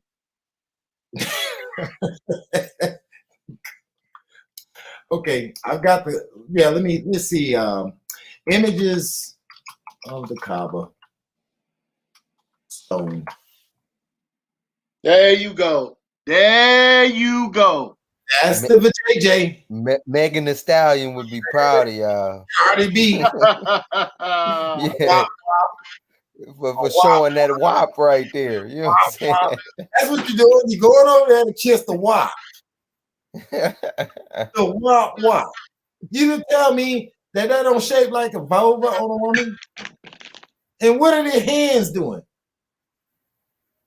What is your hand? Get your hands away from there. Look at that. Your nasty little paws. This is what we're kissing. Really. It's fascinating. And that right there is what you're saying Abraham built. You believe that. But all the Islamic sources say Muhammad said it there. Here's the question. Why are you trying to throw Abraham in this idolatry? Rabbi Lewis. Okay, can I respond? Yes. This is ignorant. The Bible mentions the Kaaba by name. Go to Psalms 84:6. It calls it Baka. Now, the Bible says how you get Kaaba from Baka? Let me finish what I'm saying, please. And I yield. Okay. So it says Baka in the Bible, but Baka is another name for Mecca. Baka is just another way to say Mecca. So the Bible actually talks about Mecca. Hold on, let me finish. Please let me finish. And I yield. Okay, so it actually says we had an echo. It says who pass through the valley of Baca, make it a well. The rain also filled the pools. This is talking about the Zamzam well, which is a well-known water well in Mecca. So the Bible actually mentions Mecca. It calls it Baca, but Baca is just a euphemism for Mecca. And it even talks about the Zamzam well, that the well-known, renowned Zamzam well at Mecca. So the Bible actually quotes Mecca. It calls the valley of Baca. Now, there's two Bacas. There's a Baca in Israel, and there's a Baca in Medina. But this is a twofold prophecy. This is a twofold prophecy. This is twofold. Wait a minute. He just throw Medina in there as a twofold prophecy. Oh my God. That's why Allah said, hold on, let me finish. That's why Allah said he would change the direction of the Qibla from Jerusalem to Mecca, and people would be upset about it. So when it says he passed through the valley of Baca, there's two Bacas. There's a Baca in Medina, which is at the cobblestone. There's another Baca on the road to Jerusalem. So this is you just wanted a holy site like Jerusalem, so you created actually wordplay. Mecca at Al Medina, brother. Get over it, bro. Y'all wanted a holy site, so y'all created one to be like the Jews. Get over it. All right, come back home to your ancestors who laid the foundation for everything you trying to stand on. All right. Come back home to the ancestors that brought forth the Messiah, like your Quran states, brother. You out here just saying any and everything. And this wouldn't be a pilgrimage to Mecca. It would be a pilgrimage to Jerusalem. This is not a prophecy. When they walk through the valley of weeping, it will become a place of refreshing springs. You got to pull up in the KJV, brother. Spring coming out of the cobblestone. No, go to the KJV in the NLT. You got to pull them in the KJV. The KJV calls it Baca. Now, Baca is another way more to say Mecca. We can prove that right now that Baca is Mecca. We can prove wait a minute, you already admitted there was a Baca. Go ahead. You said Baca was the Kaaba. That's what you said. That's Palestine. That's Palestine, bro. Yeah, there's two Bacas. There's the two Bacas. That's what I'm telling you. Okay. What you need to show us is that the people who wrote the Bible during that time period was referencing Mecca. Yeah, go to you Google. Have any source on that? Go to Google real quick and type in Baca's Mecca. Google is not a source, brother. Type in Baca's Mecca. You keep doing this. Go to Google. Go to Google. Go to Google. Google is not an accredited source. Do you have an accredited source? Maybe a historian that says, hey, these people weren't talking about the Baca in Israel right next door to where they stand. They talking about some stuff hundreds of miles to the south. Correct. Yes, I prove it. It's in the combat kit by Ahmadiyya. Prove it. Give me the source. I'm giving you the source. You got to yield. I'm giving you it's the combat kit by Ahmadiyya. He showed that this is talking about Mecca. Is Baca, he a scholar? Say Mecca. Go ahead. I have to ask this question. Is he a scholar? Does he hold any accredited degrees in his story? Ahmadiyya was an historian and academic who trained Dr. Zakir Naik, one of the most renowned Islamic scholars on the planet, from India. Ahmadiyya was a renowned scholar of Ahmadi, you say? How you spell it? Ahmadiyya. How you spell it? You sound. I didn't say. So is he violating the rules of scholarship? Some would say it's not even scholarship. Damn. Uh-oh. Professor Reggie done spoke. Dr. Reggie has spoke, man. So what I did was I went to the maps just to make the case. Just to make the case. You're talking about the difference between Palestine and some euphemism for Baca. Is Baca being in Jerusalem the same place as Mecca? So Ahmadiyya wrote an excellent book called The Combat Kit, where he shows that. So is Mecca the place of mourning and weeping? Yes, Baca. Yes, the word Baca actually means the same thing in Arabic. Type in Baca real quick. Type in B-A. Okay, so how does that make it the same location. Okay, go type Just in because Baka. it's the Type same in name. Baka. Type in Bakkah. I'm looking at Baka, right, brother. I know there's a Baka in Mecca. Why do you keep doing this? Okay, I'm I'm asking you a talking to question that ain't got the nothing to people do may with me looking at Baka. The people may not know that. You know, they may not know this information. So somebody pull it up, please. Look, I'm telling you, look, it's only a problem if we're combating it. If we're saying we acquiesce to that point, brother, move forward. Brother, I want the people to see this. Type in Baka real quick and pull it up on Wikipedia. Brother, we don't care what you want. I just told you we acknowledge it, brother. Can you make your point? Like, what source do you have that proves that the people in Judea is speaking about Baka in Medina, in Mecca? Like, don't just say, hey, look at this. The names sound the same. One spelled with 2 K's and an H, one spelled with C's, but they sound the same. Cool. We get that they sound the same. They don't prove they are the same. I just gave you the source. Ahmadiyya worked the combat kit. The combat kit. The combat kit by Ahmadiyya, one of the top Islamic scholars in history. Well, bro, here's the Gaza Strip. Here's the Baka they're talking about in the Bible. Here's Medina. You're not sharing your screen if you mean to. Yeah, I'm trying to share my screen. Let me stop and reshare. It doesn't make no sense. Here's Medina. Here's Medina. Way down here south of the Gaza Strip. That's Medina. Question: what the hell is Abraham doing down there? Really? Where's Midian, and where did Moses go after he killed the Egyptians? So where'd he go? Hold on. God didn't give Abraham no damn Medina. Dude, where Moses, he gave him Jerusalem. Hold on, after Moses killed, hold on. After Moses killed the Egyptian soldier, where'd he go? He didn't go to no damn Medina. Where did he go? He went somewhere up here. Here, where did he go? Where did Moses go? Let me show you where he went. Go ahead, pull it up. Let me show you where he went. Where's Egypt? Here's Egypt. Moses is over here in this area. After he killed the Egyptian soldier, where did Moses go? He's up somewhere near, I don't know, Alexandria. He could have been anywhere in this area. He went to Midian. We went to Midian. Spectrum between Cairo, between Alexandria, wherever Egypt is being located, wherever they're talking about it is.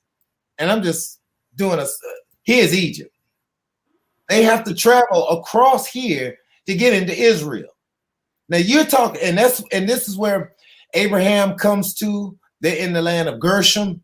They're all in East. They're all in what they call and Midian is not that far south. Where's Midian? Mecca today. Midian, oh, brother, I'm speaking. Midian is not that far south. Mecca is way further south than Midian is. Where so I think you have a Midian brother. today? Are you gonna shut your mouth till I finish? Go ahead. Golly, man. Like I was saying, you need to get your geographical locations correct, because Midian would be pretty much just south of Edom. Right. Too far. Mecca is a lot further south than that. And here's Palestine. That's Medina. That's in Saudi Arabia. Here's where Palestine is. I'm gonna blow this up so you can see it. See this right here? Where it says God. We don't see your screen. You still don't see the screen? Jeremiah. Jeremiah. Where are you, Jeremiah? I mean, we can see that you talking, you know what I'm saying, and everything. It's just I don't think it's saying. All right, we see you now. Let me turn my camera on because that might be what the issue was. Because I'm steady pointing in. For the record, Midian's in Saudi Arabia. This is Gaza Strip. This is Palestine, right? Saudi Arabia is a huge place, so you know it's pretty much the whole peninsula, and Midian would be north, while Mecca would be south on the border of the Red Sea. That's right. There's Israel. There's Jerusalem, right there where it says Beersheba. That is the Gaza Strip, right in that little area right there. Now, when you start talking about Medina, do you not see the distance from here to here? And the children of Israel is in the Sinaitic Peninsula. They have no business down here. And you can see on the side the stone that this don't have nothing to do with Abraham at all.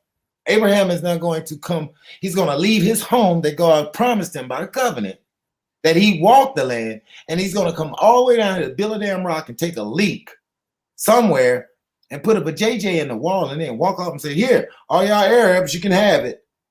I don't fool with this no more. I got tired of my hobby. This don't have to do with Abraham, bro. And if you're looking at my screen right here, you can see Midian is right here to the north, brother. See how far north that is? That's right underneath Petra. Hold on, share your screen up. Oh, it say I'm sharing. Is it not showing? Yeah, turn your camera on. And then I had to stop sharing too. I about to say we couldn't see your screen that whole time you was talking. Really? So maybe it's just not going through with the screen share then. I think say I'm sharing my screen, but Jeremiah needs to he was sharing the screen, he took it off, but he's gonna have to. Oh well, it's all good. Well, like I was saying, it's to the north, along the Red Sea, while you got Mecca way further to the south. So I mean, the brother has his locations mixed up. Now you can say they both on that peninsula, I mean, or that landmass, but they're in different geographical locations. I mean, yeah.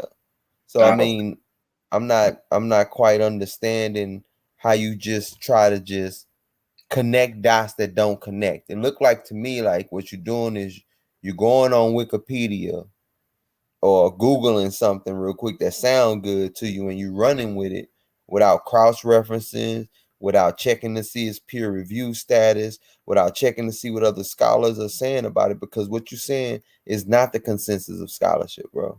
It's just not.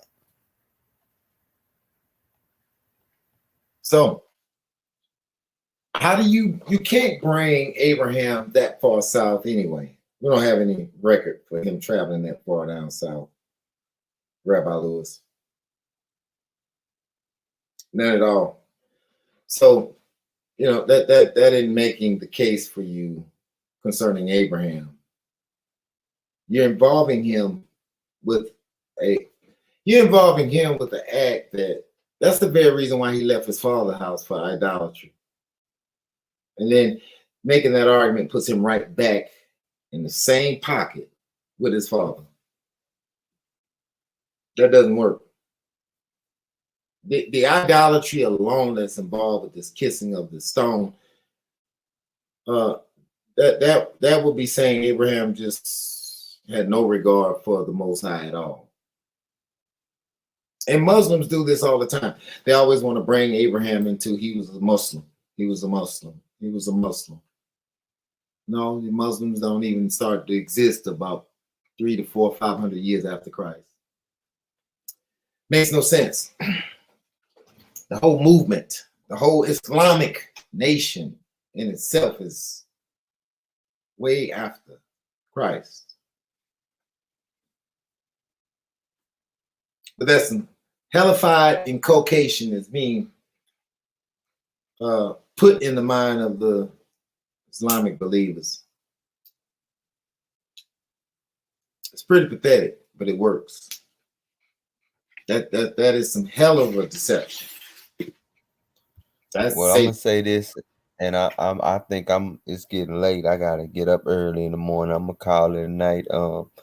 It was great being on here with you brothers, man. I had a great time, you know, but I think this brother needs to go back to the drawing board or maybe sit down with a panel of other brothers and really do some in-depth research and searching about the things he's looking for in a spiritual system, because a lot of things that he's been saying here today, I feel like have contradicted the spiritual system he says he's for in the Quran. He started off trying to act like Jesus didn't exist. Then when the Quran come out and say that Jesus is the Messiah, now Jesus do exist, and there's other things to argue with about Jesus. So I just think he built his foundation on sand. He need to go find some strong stone, stand on that, build his foundation on a stony ground, and so it'd be nice and sturdy when the winds come. Right. And with that, I say shalom, family. Shalom, Brother James. I appreciate your contribution tonight. And you too, Jake. Jake, any closing words from you, brother? Jake the Great. Jake the Great. I was on mute. Okay, my bad. Well, first of all, I want to say thank you again for allowing me on the panel. And honestly, whenever I see Rabbi Lewis, I just always gotta hop on and say something because he always say the wrong thing. That's one thing I'm gonna let y'all know about this man. This man, he always say the wrong thing. He just know how to do it. Like, it's amazing. It's really amazing. But you, Rabbi Lewis, I don't know who you are really. You know, you really pop yourself really high that you wrote 30 books and everything. You know, you got all that scholarship, but I don't know what you want to call it. But you know, just stay studying, man. Like, actually, you know, put your eyes on the sources and read. Good advice. Real good But advice. other than that, all jokes aside, Rabbi Lewis, keep studying.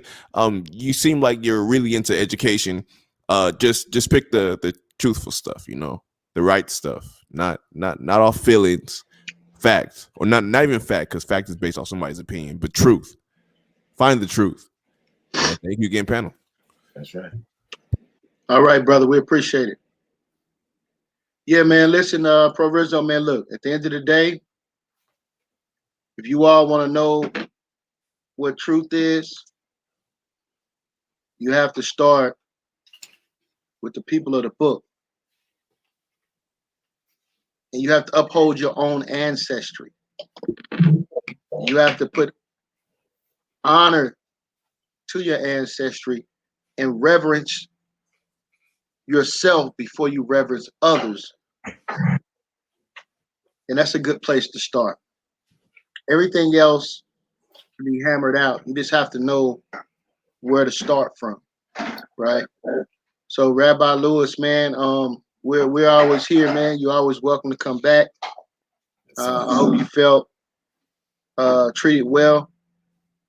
And you know, at the end of the day, we're vibrant people. You know, we're gonna bring color to the thing, man. So we got a lot of people that watch us and vibe out with us, man, based upon information. So we appreciate it. Yeah, I wanted to say totally about thanks again for having me on the panel. It was a great experience. Hopefully, inshallah, this was background noise. Inshallah, this was edifying. My name is Rabbi Lewis. You want to check out my work, just go to Amazon.com and type my name, Rabbi Lewis. I've written over 30 books.